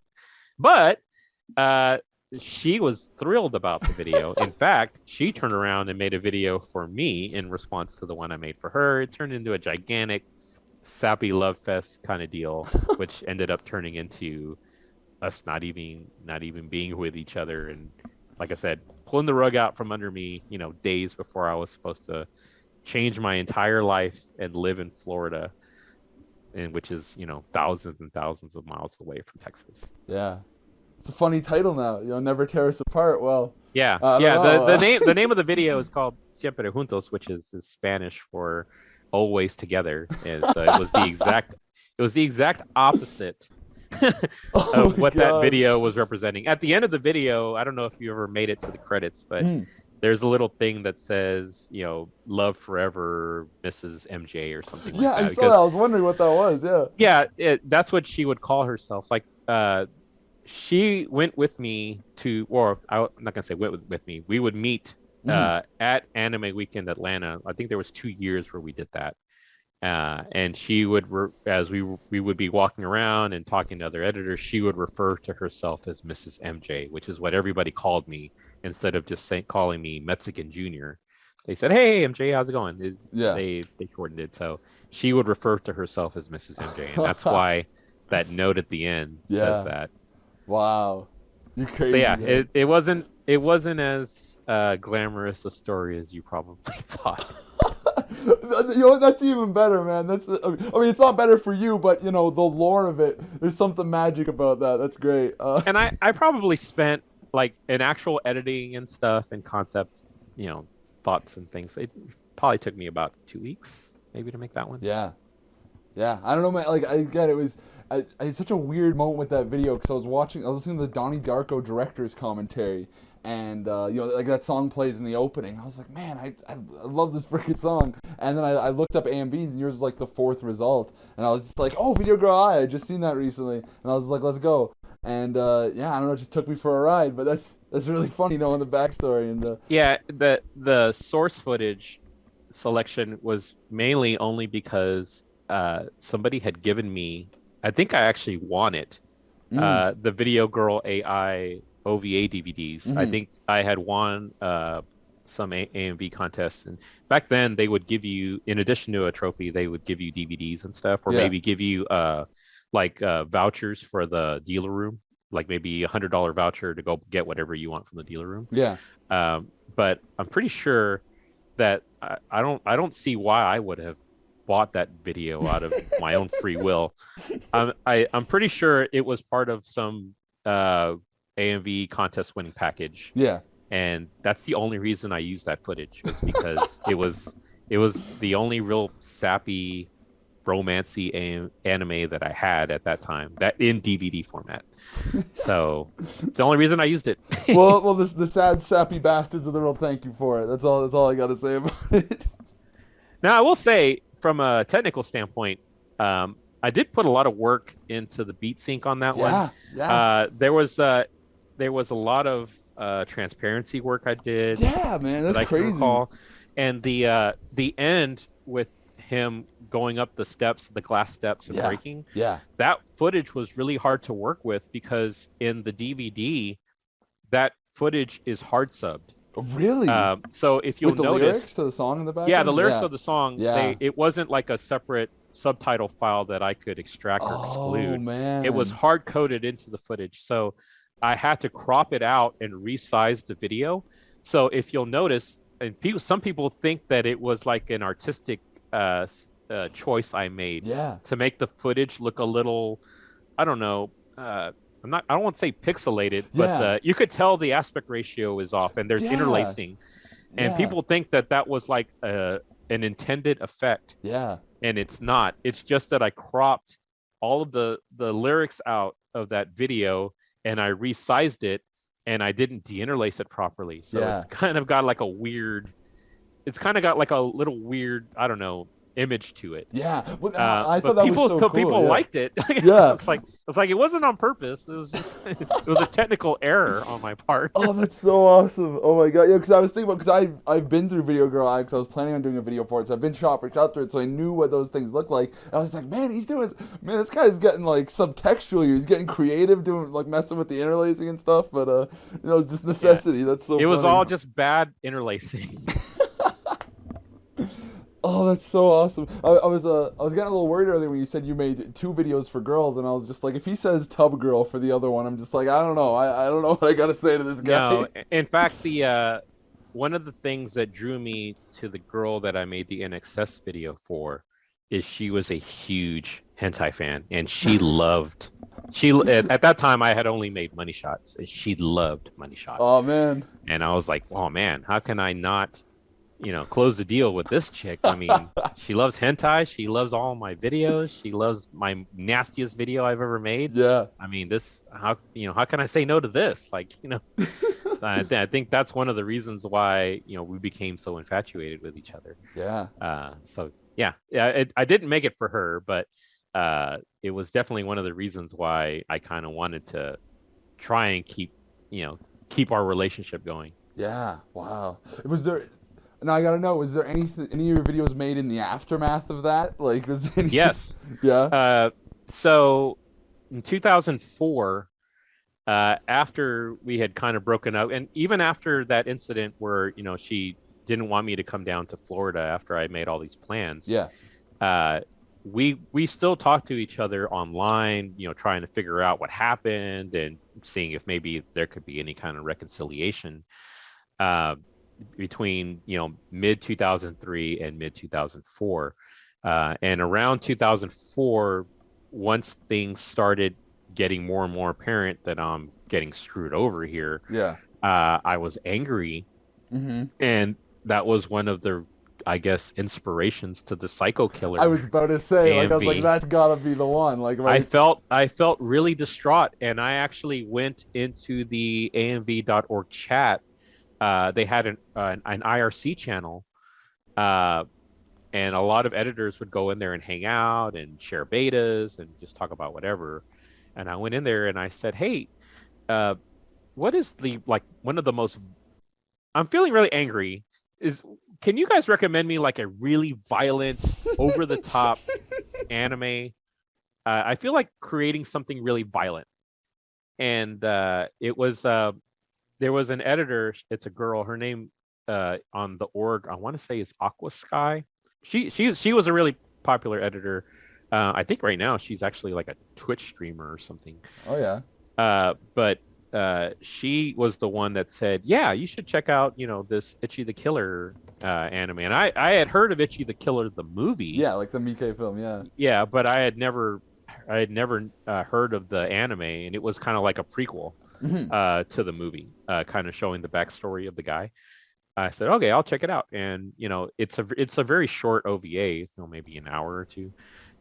So it wasn't a lot of footage for me to have to comb through. Yeah. And so I said, "Okay, this would be a good fit with this song." And I want to say I worked on it a couple of weeks. Yeah. Again, another video that I worked on instead of the video game projects. So that comes back, man. Yeah, like it's funny because those video game projects, we would have the concept and the idea of what we wanted to do right after the premiere of it the year before. Yeah. So like we would make these projects with the sole intent of having them premiere at Anime Week in Atlanta, because that was the biggest anime AMV convention out there. Yeah, yeah. So we would spend all this time working on it. We would release premiere it, and then we also would shop it to other conventions. We had it show at Anime Expo in Los Angeles, which is another big one, AX. And then right after that, maybe we would take a month or two off, and then we would start getting to work on the next one. And say, okay, what do we want to do for part 2? Instead of just Nintendo remixes, let's open it up to Sega and Super Nintendo and TurboGrafx 16, whatever everybody wanted to do. Yeah, yeah. And we would say, okay, well, we're at the beginning of the year, let's say in January, let's start working on these videos, and we need to have them all kind of finished and compiled, sometime in August, because Anime Week in Atlanta was always in September. So we had like 8 months. So in that time span, when I'm supposed to be working on these videos, I know that the coordinators wanted me to work on those first, but those always ended up being the last ones I worked on, finishing them up right before August, and it's also in the middle of football season. So like they would reach out to me during, Cowboy games and stuff. I'm like, I can't work on it. I'm in the middle of a Cowboy game. Leave me alone. Like football season took priority. At that time, I was big into playing Madden on Xbox. So like they would reach out to me, hey, how's your video coming? I don't know. I'm in the middle of a Madden season. I don't have time for that right now. Yeah.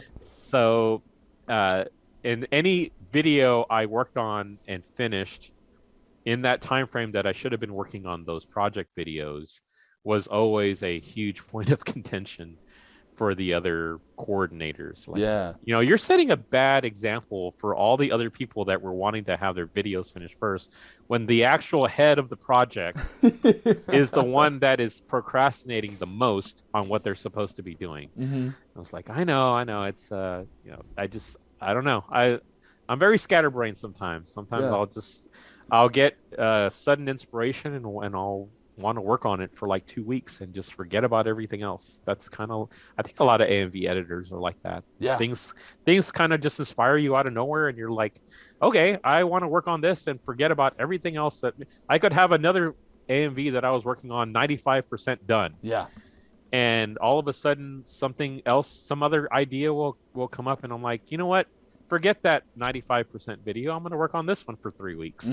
And then I'll get 50% done on that one, and then some other AMV idea will pop up in my head, and then I'll work on a third video with the 95% video and the 50% video just kind of sitting out there in the waiting queue. Yeah.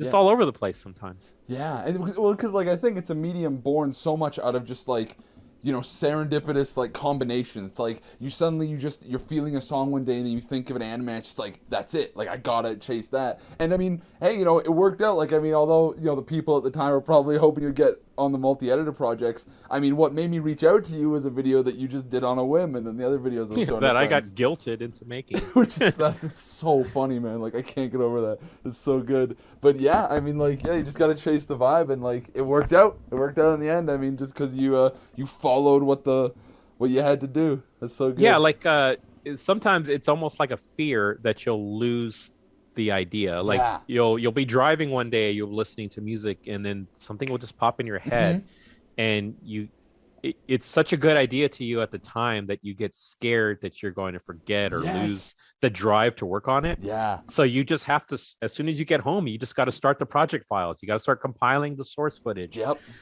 Because you don't want to forget it, and you don't want to lose the feeling you had when you thought of what it could be if you put the time and work into it. Yeah. That's really what drives a lot of people, and it drove me at that time for sure. I can't count like how many projects I'm just like, but I got stuff going on tonight. I'll just put it off, and like I'll come back to it like a few days later. I'm just like, why did I even think this was such a good idea? Even though I know if I would have chased it at the time, I could have had a video by the end that would have been something. Oh man, the amount of abandoned projects and betas of unfinished videos could fill a museum. Like I have a folder on my hard drive of just unfinished betas and mini videos, and it's probably about 50 files in there of things that I started on and just never got around to finishing.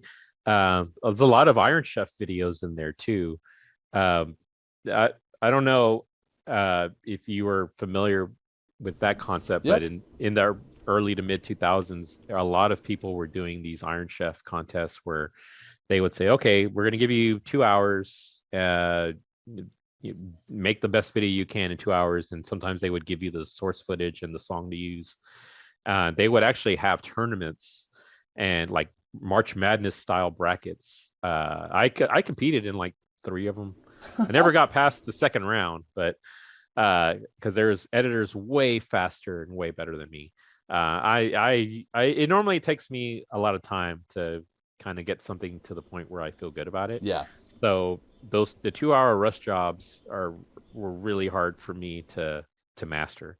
But even conventions, they had live Iron Chefs going where the editors would edit against each other in real time in person. So I probably have maybe 6 or 7 of those, not just the amv.org built ones, but like a lot of times people would get in the IRC chat or the AIM chats for amv.org and just challenge each other and say, hey, let's do an Iron Chef. Why don't me and so-and-so do something? Give us a source and a song and give us 2 hours, and then you guys we'll upload the files and you guys tell us who wins. It could be really informal like that sometimes. Yeah, no, I can see that. Well, like, and I know you feel about like spending more time on projects, because for me, I'm always so paranoid if I haven't been shot for shot through the source I'm using. Like the start of every video for me is I go through the thing and just cut up every shot, because I'm just always so nervous that I'll forget something if it's just in a big chunk of video or something. I'm just like, oh, maybe that shot would work great there or something. So that's always like a big part of the process for me when I'm making those sort of videos. Yeah, like my workflow usually is at that time I would print out the lyrics and I would say, okay, these are the lyrics that I'm going to try and highlight in my footage. And I would take a pass through the source material. And I don't know if you noticed, but like in a lot of my AMVs are not long series. A lot of them are movies, OVAs, limited amounts of episodes, because I just didn't have the patience to sit through like, maybe 3 seasons, 72 episodes of whatever show to try and find the right footage. I just couldn't do it. So a lot of my AMVs revolve strictly around really small amounts of time, like 2 hour movies and things like that. But I would take a pass through that footage just to try and find the things that are highlighted in the lyrics. Oh. And I would cut up those clips and put them in a separate folder in Adobe Premiere. Then I would take a second pass through the footage and look for things that I think would flow with the flow of the song. Oh, okay. And then there was other, if I knew that the song had a lot of drum hits and it was going to require a lot of beat sync. Yeah. I would look for specific scenes that I thought would make for good strobing effect. So maybe white background silhouetted anime characters that I think would really accentuate with black strobes. Yeah. Or inverts, things like that. I would also look for scenes that had one color backgrounds.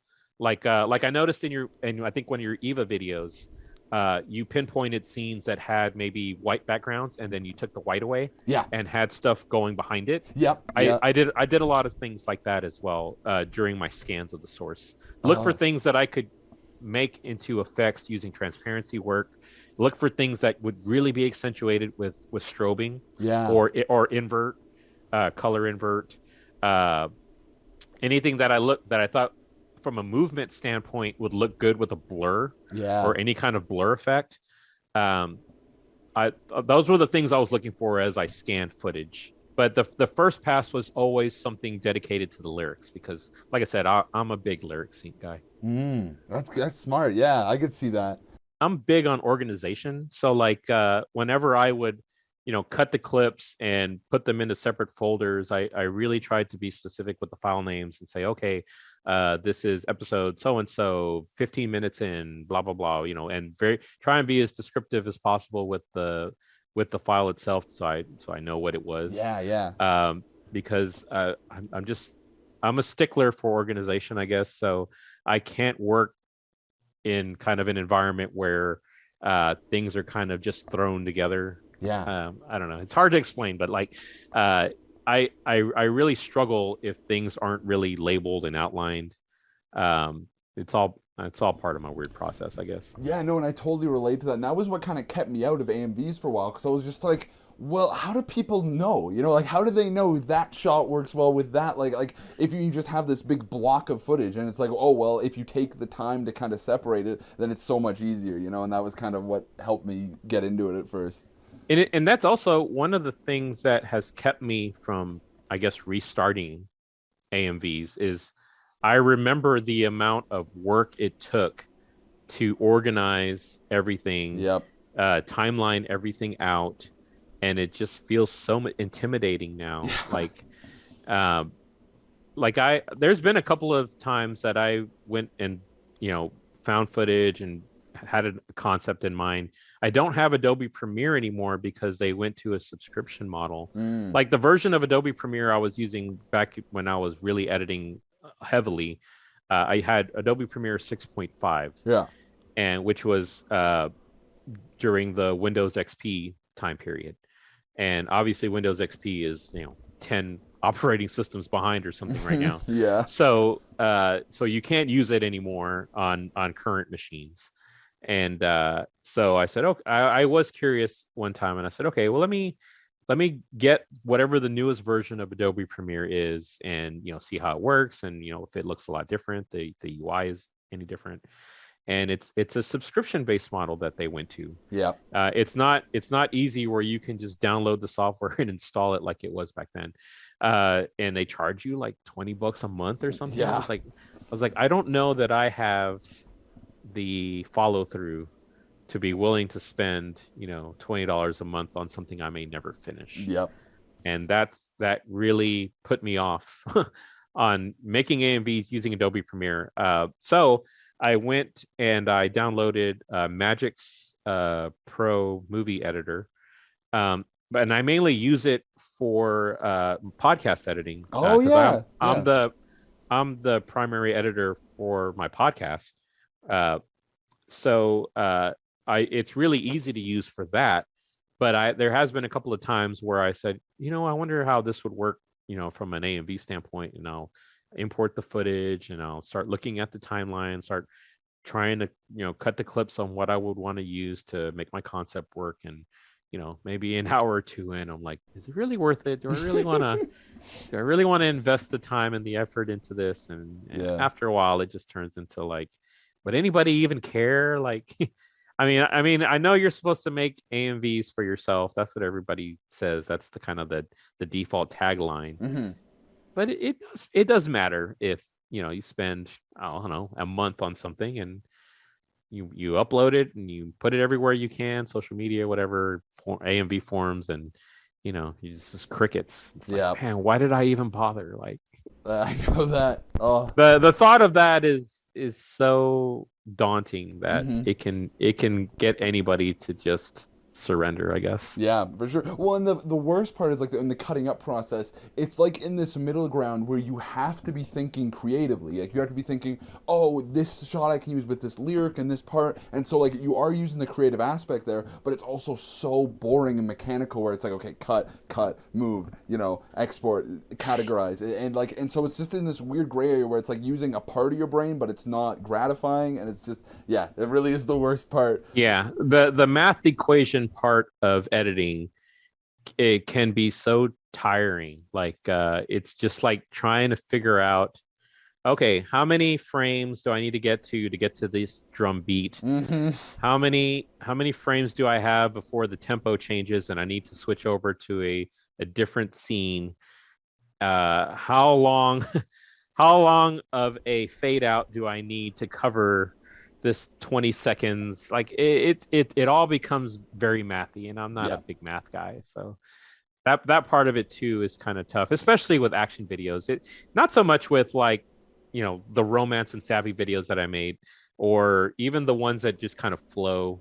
Like there's some videos I have that are not necessarily so much about beat sync and more. It's just more about how the song feels. Yeah, but that's what I thought was so good about the Kiki's Delivery Service video. It's just like I can't even pinpoint what works between the song and the footage you use, but it all has this vibe, it all flows together. I thought that one was a lot of straight cuts, because that one was one of the first videos I made in Premiere, and I wasn't really comfortable yet with using the little rubber bands to move things up and down. Yeah. But when I do have like strobing and stuff, it is very jarring.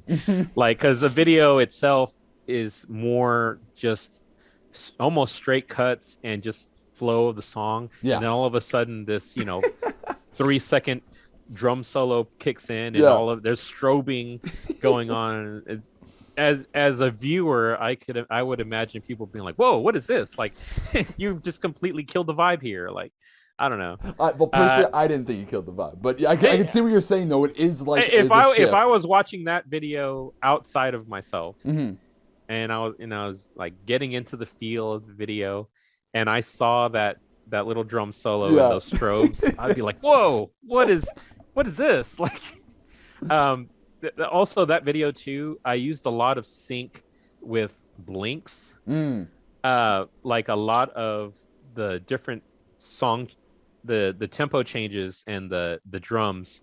Anytime there was a hit, I would use an eye blink. To kind of accentuate it.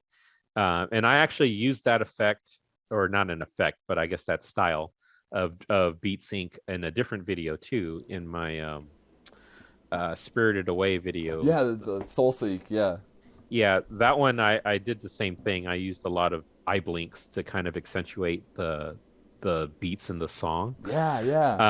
But it almost felt cheap the second time I did it. Like the first time I did it, it felt like, oh, I think people are going to really think this is cool, even though some people don't even notice it. But I definitely did that on purpose. But the second time I did it, which there's probably a 5-year gap between the Kiki video and the Spirited Away video, and it almost felt cheap the second time. Like, man, it's like you're going back to the well out of almost laziness. So I don't know.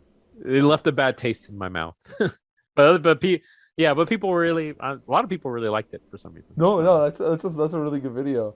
I was thinking, I used eye blinks a couple times. I did this one video, which I don't know what I think of it anymore, but it was my third video, I did a Slint song. I don't know if you ever heard of the band Slint. They're No, I this haven't. really weird, like, uh, kind of abrasive, like kind of hardcore rock, but like they got slower stuff. And so I did this 8 minute depressing as hell song. Like it's so sad to K-On, like the stupid slice of life girl band show.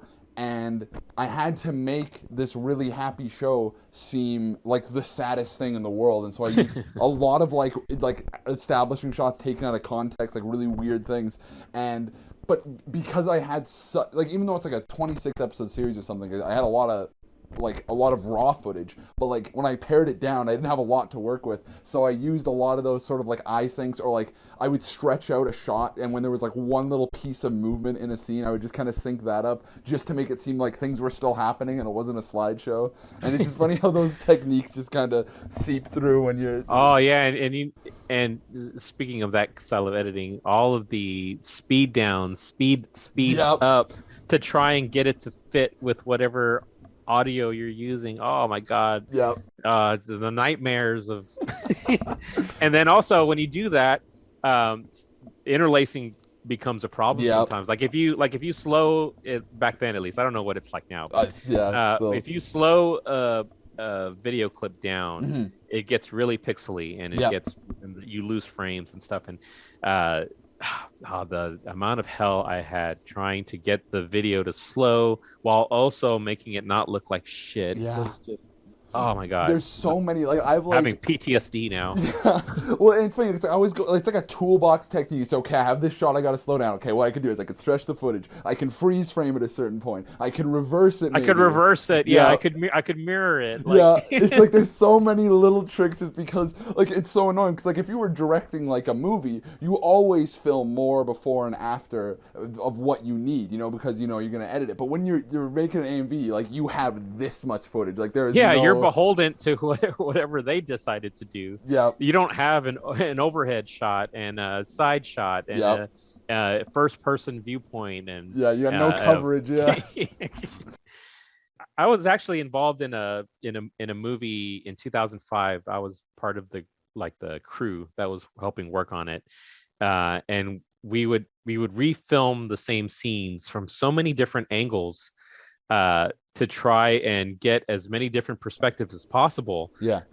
Specifically for that, because we knew we were going to have to be cutting in and out to different scenarios, different perspectives, and it's just so different than getting stuck with this source as is and having to make it work with all of these tricks, like you said.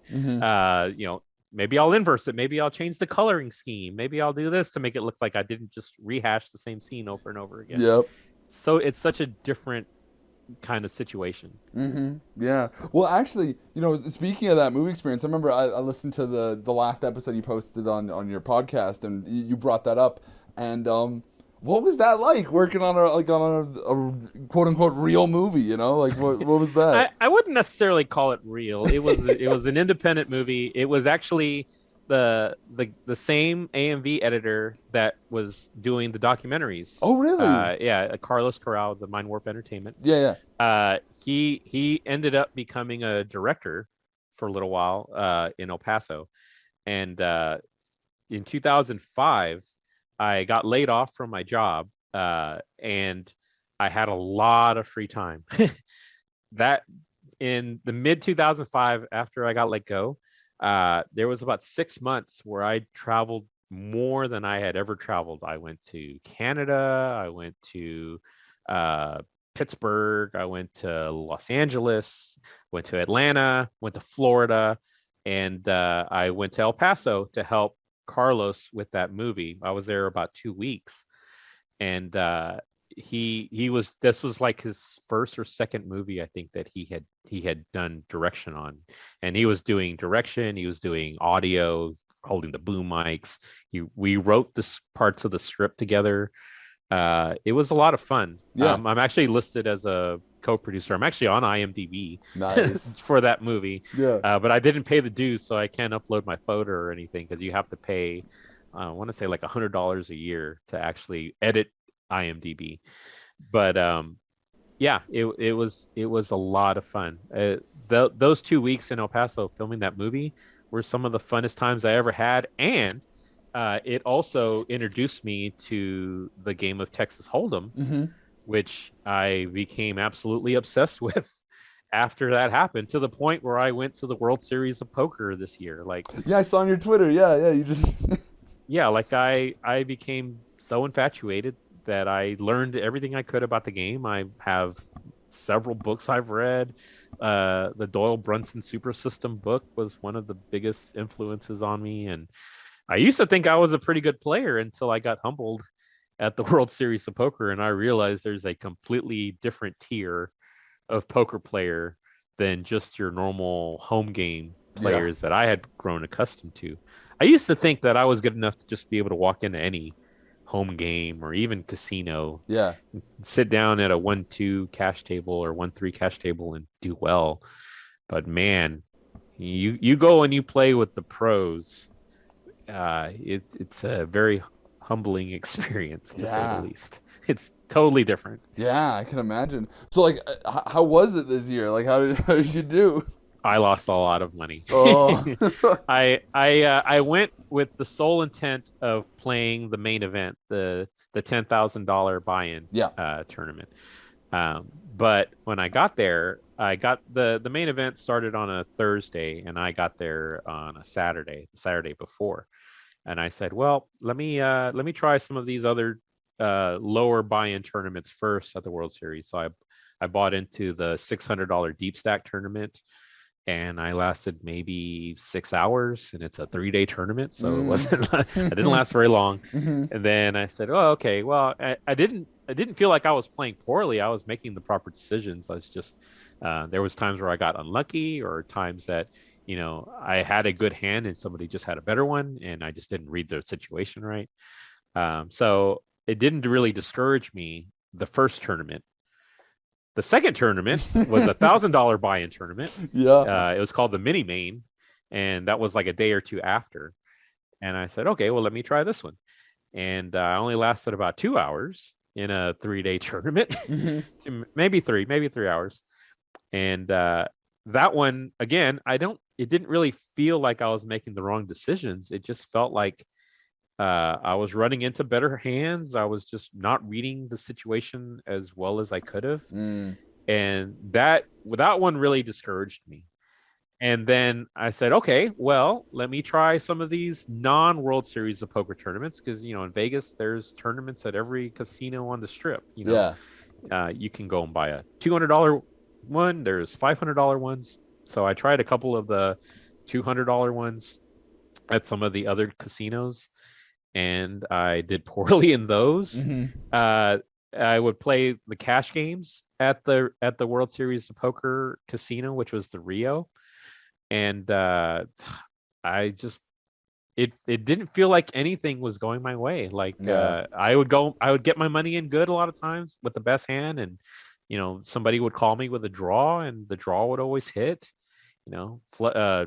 Sets lost to flushes lost to boats. I just felt snake bit. So by the time the main event came around that Thursday, it didn't feel like, it felt like I would just be throwing money away if I Yeah. spent the $10,000 to buy in. So I kind of said, you know what, maybe next year. Maybe next year. Maybe next year. Yeah. So, but I mean, even with poker losses aside, that week was awesome. Like Yeah. we were staying at an Airbnb in Vegas off the Strip with about 15 other people, that we were all part of the same home game. We were all part of the same Facebook group in Dallas, and so I knew all of them, and they were all a great bunch of guys. The Airbnb was amazing. It had a pool, jacuzzi, basketball court, mini putt golf course. Wow. It had like 6 bedrooms. It had a shuffleboard Oh my God. inside. Yeah, it was like the most amenities you could imagine, like in this, and it wasn't that expensive. Like So it was an amazing experience. If you take the poker out of it, like like it was some of the most fun I've ever had. So I would definitely do it again. Yeah. And the next time I go, I want to actually do what I had set out to do from the beginning, which is play the main event. But I think I'm probably going to take the same mindset I took this year and say, hey, let me feel things out first and see how I'm actually running Yeah. Yeah. from a card standpoint. If I run as poorly next year as I did this year, maybe that 10K will get put back in the holster for 2023 or something. Yeah. Yeah. Just holding off on that. Oh But yeah, man. it was an amazing experience. I would do it again tenfold over. Yeah. Oh, that's awesome. And I was thinking because like in that your newest podcast, you talk about like what like the nature of gambling and all this stuff, and that's a concept I've been kind of interested in because I got really really obsessed with the movie Uncut Gems that came out recently with The Adam Adam Sandler movie. Yeah.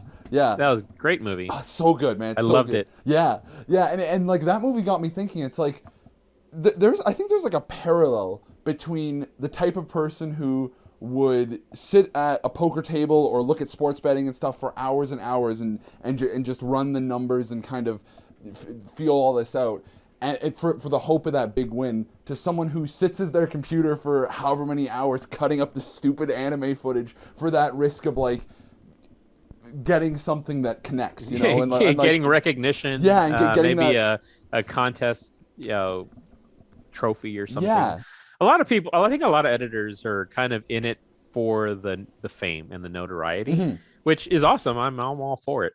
But they don't always go in thinking that they just want to do something artistic or make something out of a vision they had. I think a lot of times, at least in my experience, there was editors that solely made videos for the specific purpose of trying to win a contest category at a convention, which I have no qualms with. I've done it too. Like there's been times where I've made videos specifically for contests, specifically to try and win. So I fault nobody for that. But I think a lot of people have that mindset.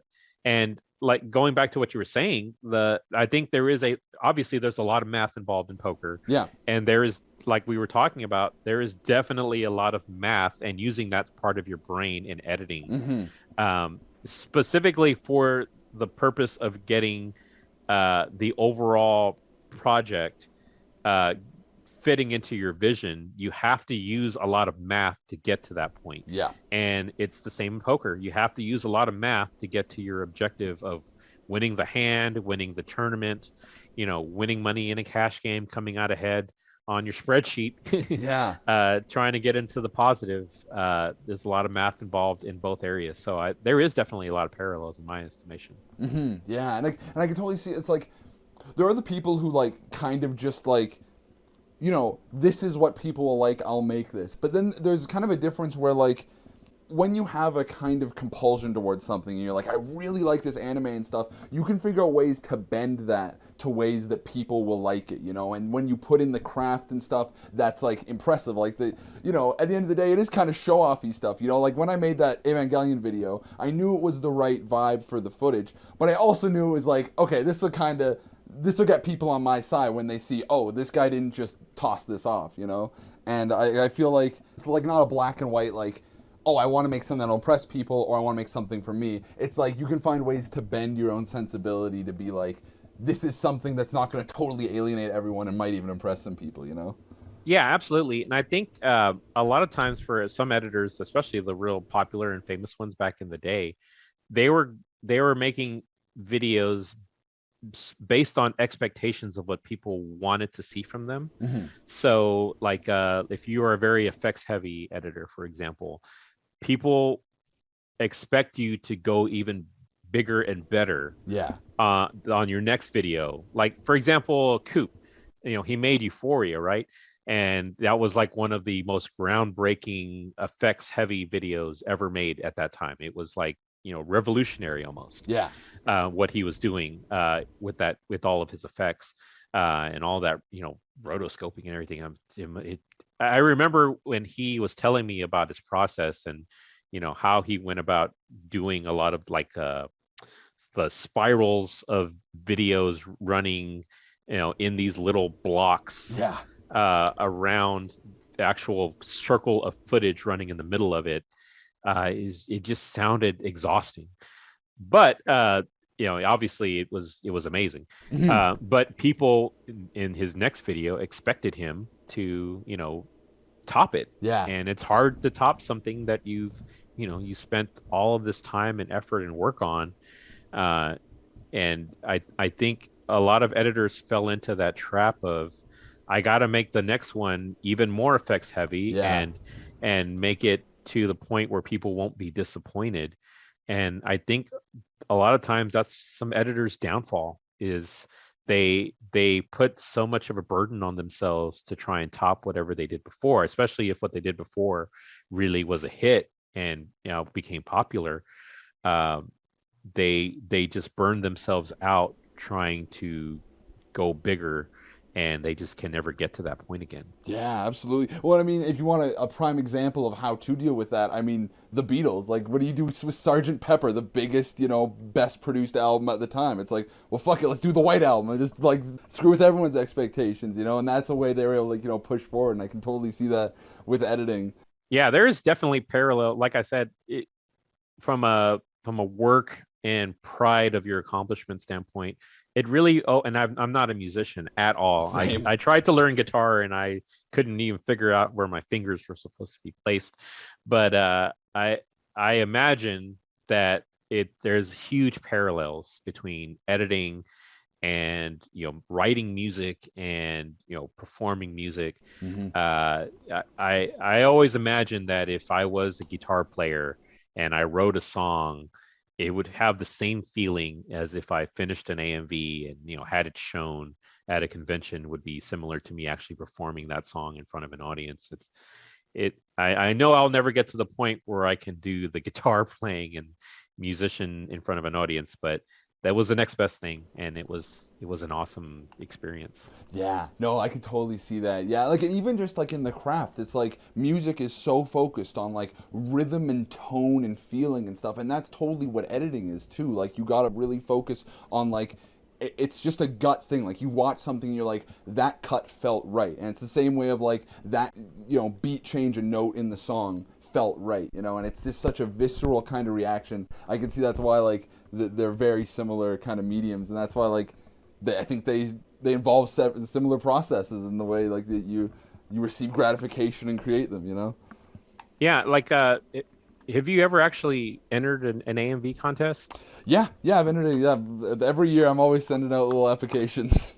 Okay, do you actually go to the convention and kind of see like crowd reaction? And like, in terms of like how it's played, I went to one, and that was because I was working in a different province, because I don't know what it is. The guys who are running the AMV contest in my hometown, they don't like me. They don't like me at all. Even that Evangelion video didn't make finalists. I don't know what it was. It didn't make local finalists. I'll never get over that. My Evangelion video, whatever. I mean, it was even weird. Like, this is a total tangent, but I found out one of the guys on the committee for that AMV contest was my work supervisor for a short while. It was pure coincidence, because like, yeah, I was in a little like internship placement, like, with just a few months, and I was getting to know the people in my group.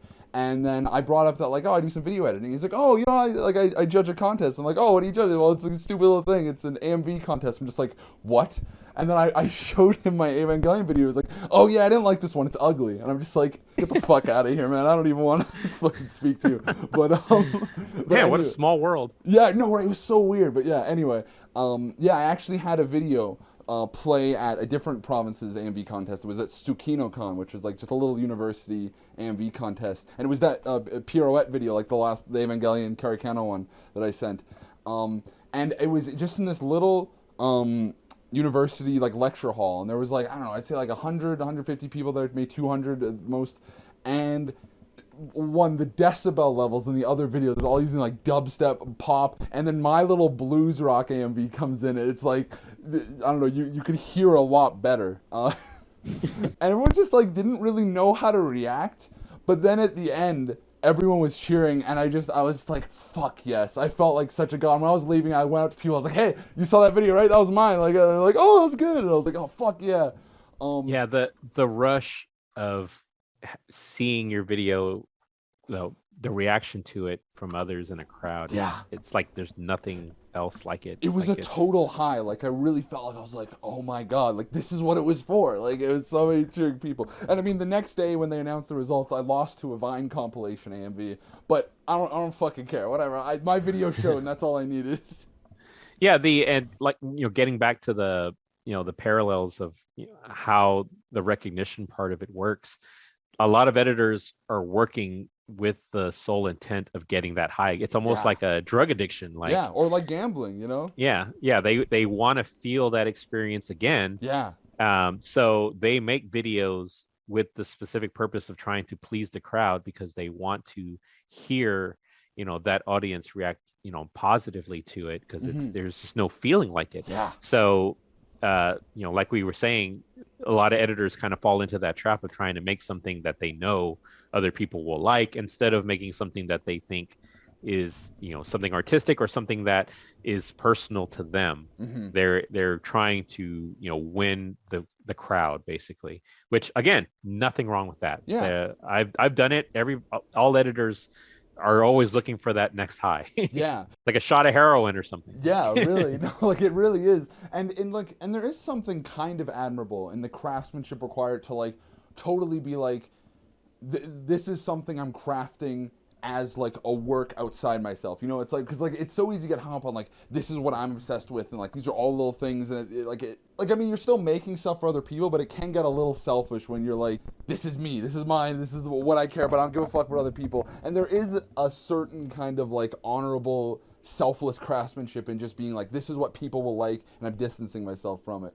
But I find it hard to work under that just because it's not compelling to me. Maybe just because I'm a little more selfish when it comes to that. Yeah, everybody kind of has their own, separate mindset when it comes to AMVs. Like Mm-hmm. some people make it very personal. Like Yeah. they make videos with the sole intention of expressing whatever feelings they're having at the time. And then there's other times, and a lot of times people don't share that vision. So you make something and you think, this was me pouring my heart out, and then you get it seen at a convention and nobody gets it. Like, Yeah. so and that can be so discouraging sometimes to the point where people will say, well, next time I don't want to have that feeling again. Let me make something that I think is funny, and like everybody will be clapping and happy and laughing. Everybody wants the endorphin hit. So. Yeah. No, I can see that. And yeah, that's like it's just kind of that's what I'm kind of realizing. It's like this is going way out there, but like people talk about like what is the point of like where do you direct your energy? Like what do you do? And like to me, I'm starting to slowly more and more realize that it's just like if you think about something, be it like playing cards, be it making an AMV, be it going out and playing sports. If you feel this gut impulse, it's like I want to do that, like, and you can manage to make that work. Like that's what it's all about, I think, and I think that applies to all that stuff. And if you can excel in that, that's where it all pays off, and that's where you can really kind of make something of yourself. Yeah, and if you can get to the point where you're actually getting paid to do it, that's when you've really won in life. Like a lot of editors from back in that time period that I was editing went on to become professional editors, like Carlos, the guy that was doing the documentaries with me. Yeah. Back in those early days, he went on to direct movies. He has a really successful career in audio editing. A lot of movie companies use him and his company to edit audio and to work boom mics and things like that. I don't know if you ever saw the documentary about the Atari ET cartridges that were buried. Yeah. He actually did the audio for that. Wow. He's done several things that have been shown on Netflix. It can definitely and he loves it. He was editing from the very initial concepts of his AMV, I guess, journey, and he turned that into a really lucrative career. And then other people I know that were editors back then, they work for TV shows and they do professional editing, and their passion became something that they actually get to make a living with, and it's awesome. Oh, that's so awesome.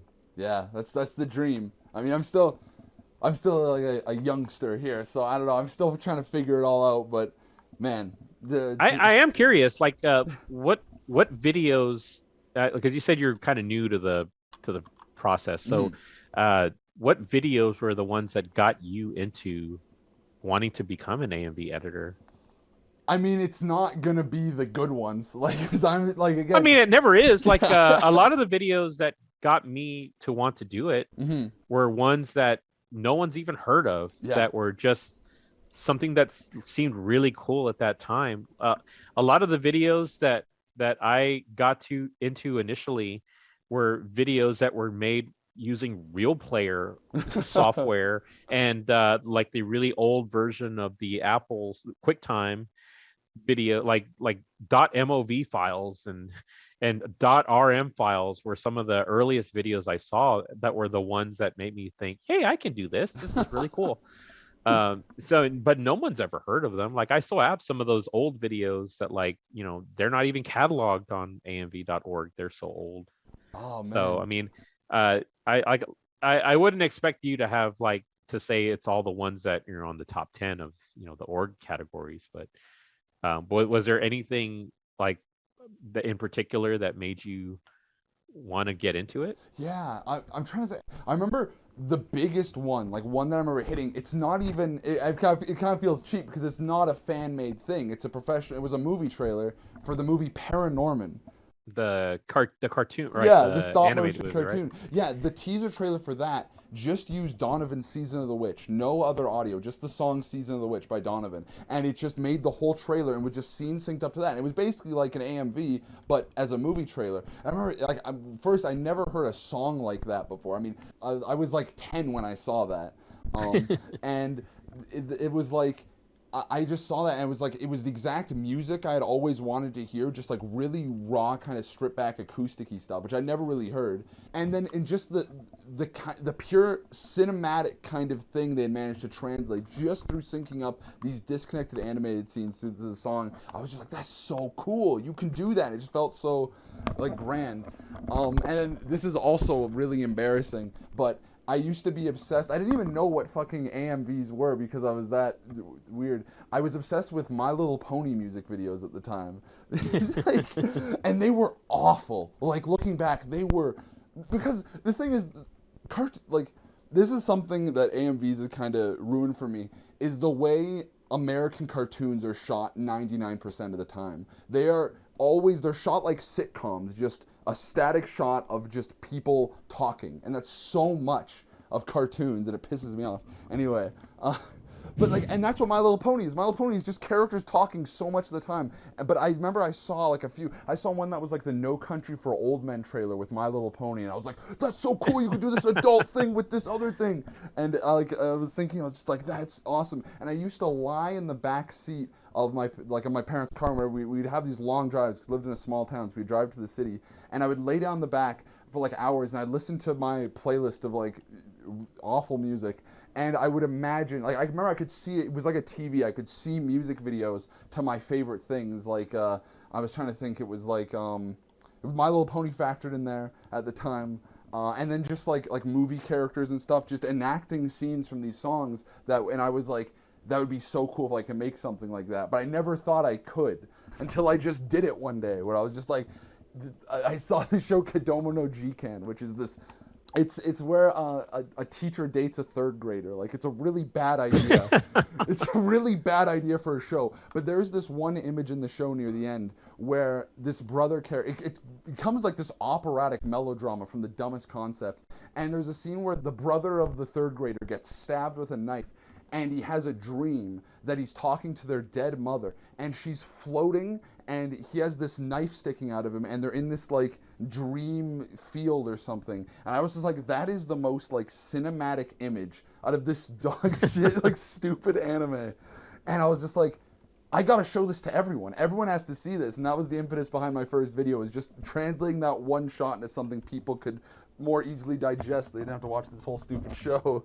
Yeah, like, I think that's where a lot of people start. They see this one scene, like maybe this one action fight scene, and say, "Oh, okay, what if I, took this heavy metal song and Yeah. and put it as the background music to this straight shot of unedited fighting, and maybe that'll turn out cool.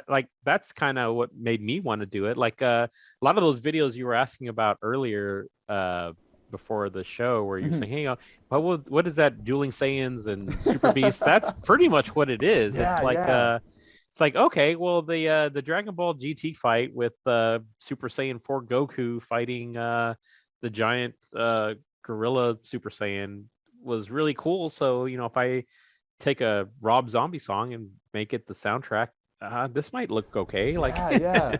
it's just weird stuff like that. Like the Sex Pistols video with Goku and Majin Vegeta fighting in Dragon Ball Z. It's like, it's nothing groundbreaking. It's just like, man, it just seems like it would be cool, but it, once you actually do it, it's like, oh, it wasn't as cool as I thought it was going to be like. Well, because like it's one of those things. Like I still do this a lot, where I'll like put on an album and just watch something muted, and it's just so cool to see like what'll happen. Cause sometimes it feels like magic, where just suddenly things sync up. Like that's like the Dark Side of the Moon, Wizard of Oz thing, where it's just like the human brain is just kind of programmed to make those associations, and so I think inevitably the early videos are just gonna be like those associations. Absolutely, and I think one of the things for me, even before I learned about anime music videos, was MTV obviously had a huge influence on me. Like just seeing music put together with images and video was something that seemed unattainable to me unless you were a professional editor, back when it was originally happening. But I always felt like,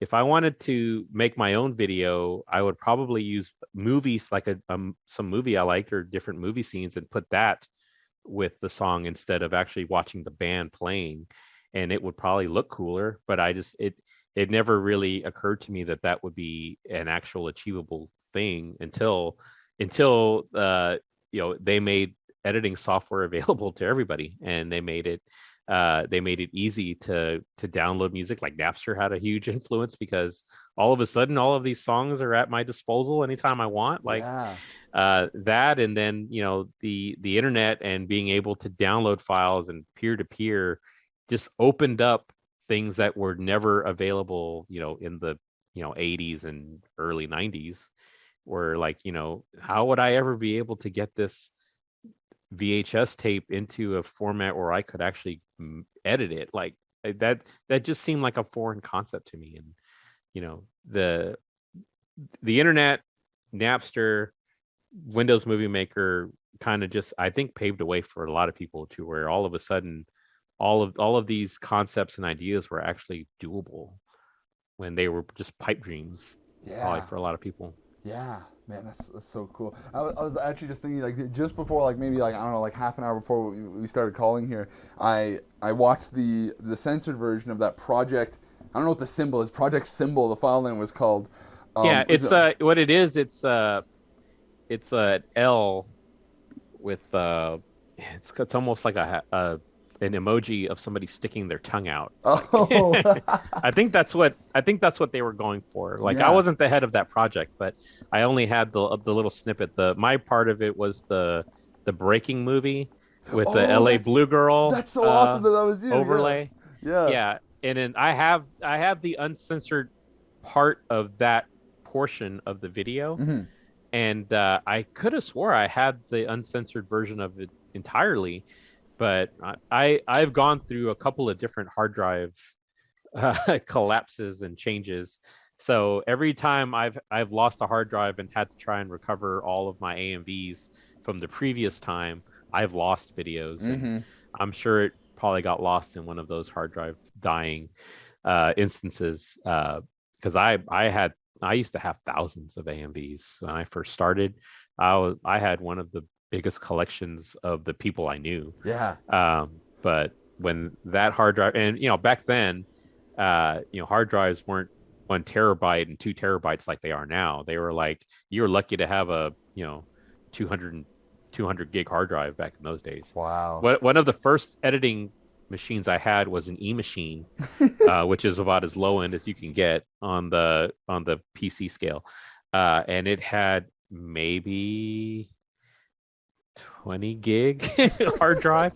Nice. So again, one of the reasons why I was working with the lowest possible file sizes as I could and the lowest quality files as I could, just to be able to make my concept work. Like I did not have the luxury of being able to say, okay, I'm going to have this 10 gig lossless uncompressed video file at a 1280 by 720 resolution at my disposal or something like that. It was very, very different time. Yeah, yeah. No, man. Oh, that's so interesting. And one day I'll have to track down the uncensored version of that Project Symbol video, or whatever, because it feels just like this perfect time capsule of that era of popular culture. Even though it's a pretty distant memory for me because I was really young, but it's just the energy behind that video, all the stuff in it. It's just, man, that video is so cool, man. And I'm sure there must be. I'm not too well versed in multi-editor projects, just because,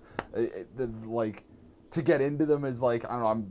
If it's one song, one editor, it's much easier to digest. But when it's all these people, it can be hard. But I gotta check out more, if there's more like that, because it's just so cool. Just this explosion of pop culture in that video.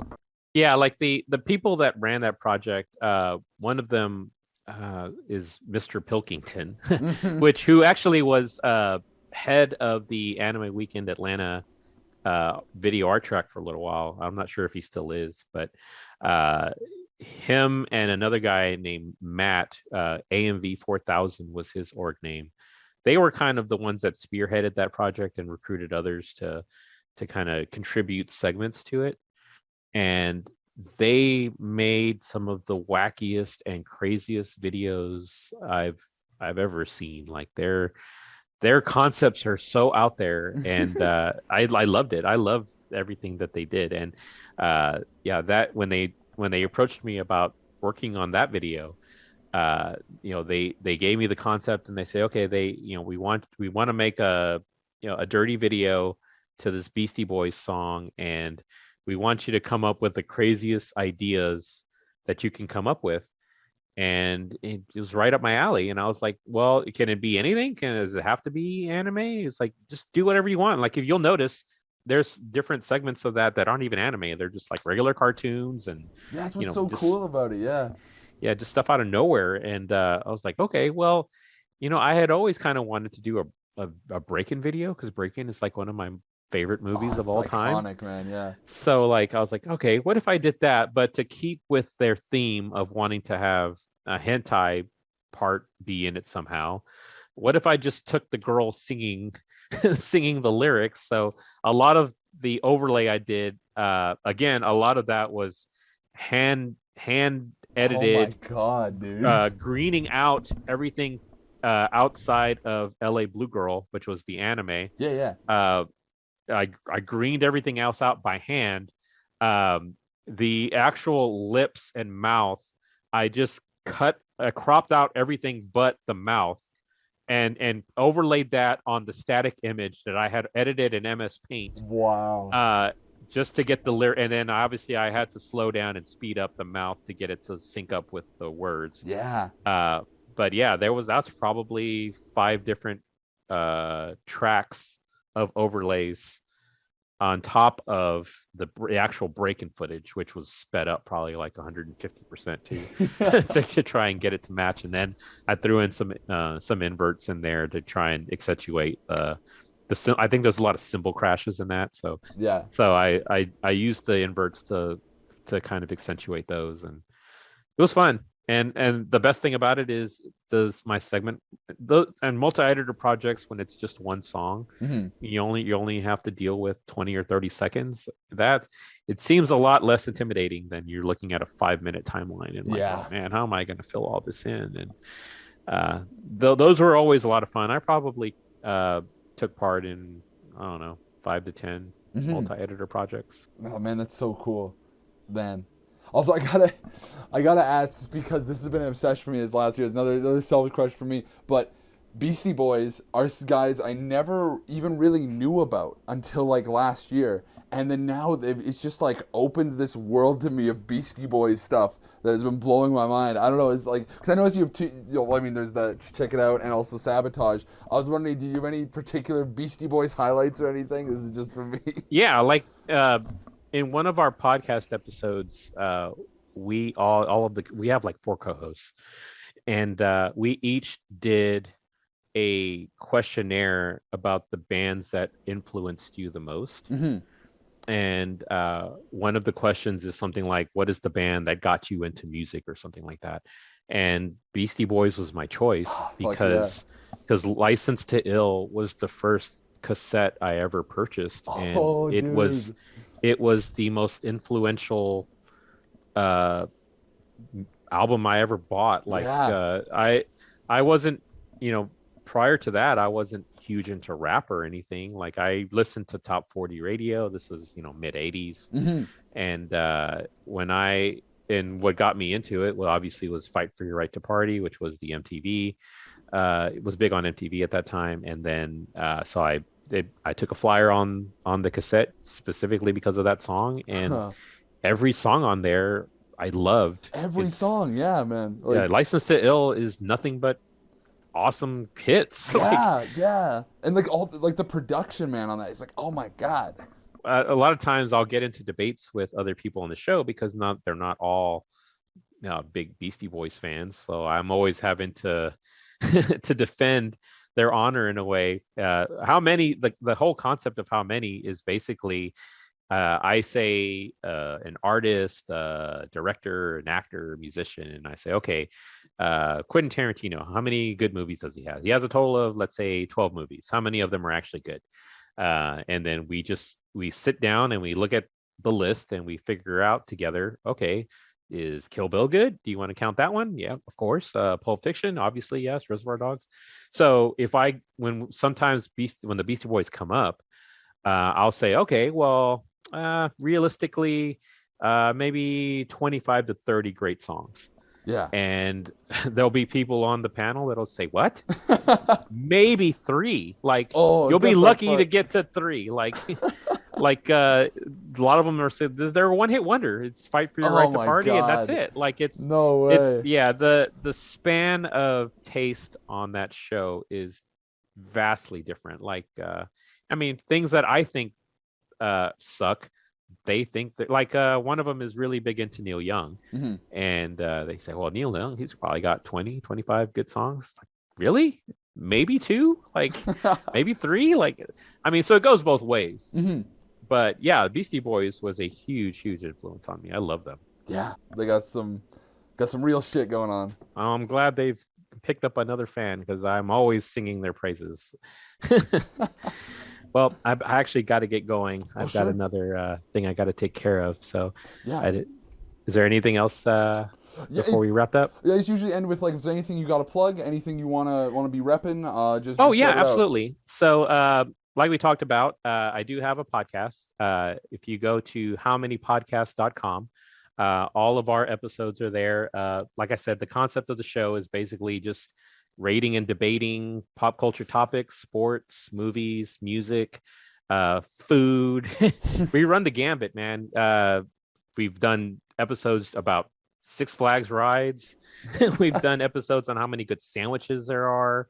And we basically just get a baseline off of some list we'll find online and say, okay, there's 50 great sandwiches on this list. Let's see how many of them are good, you know?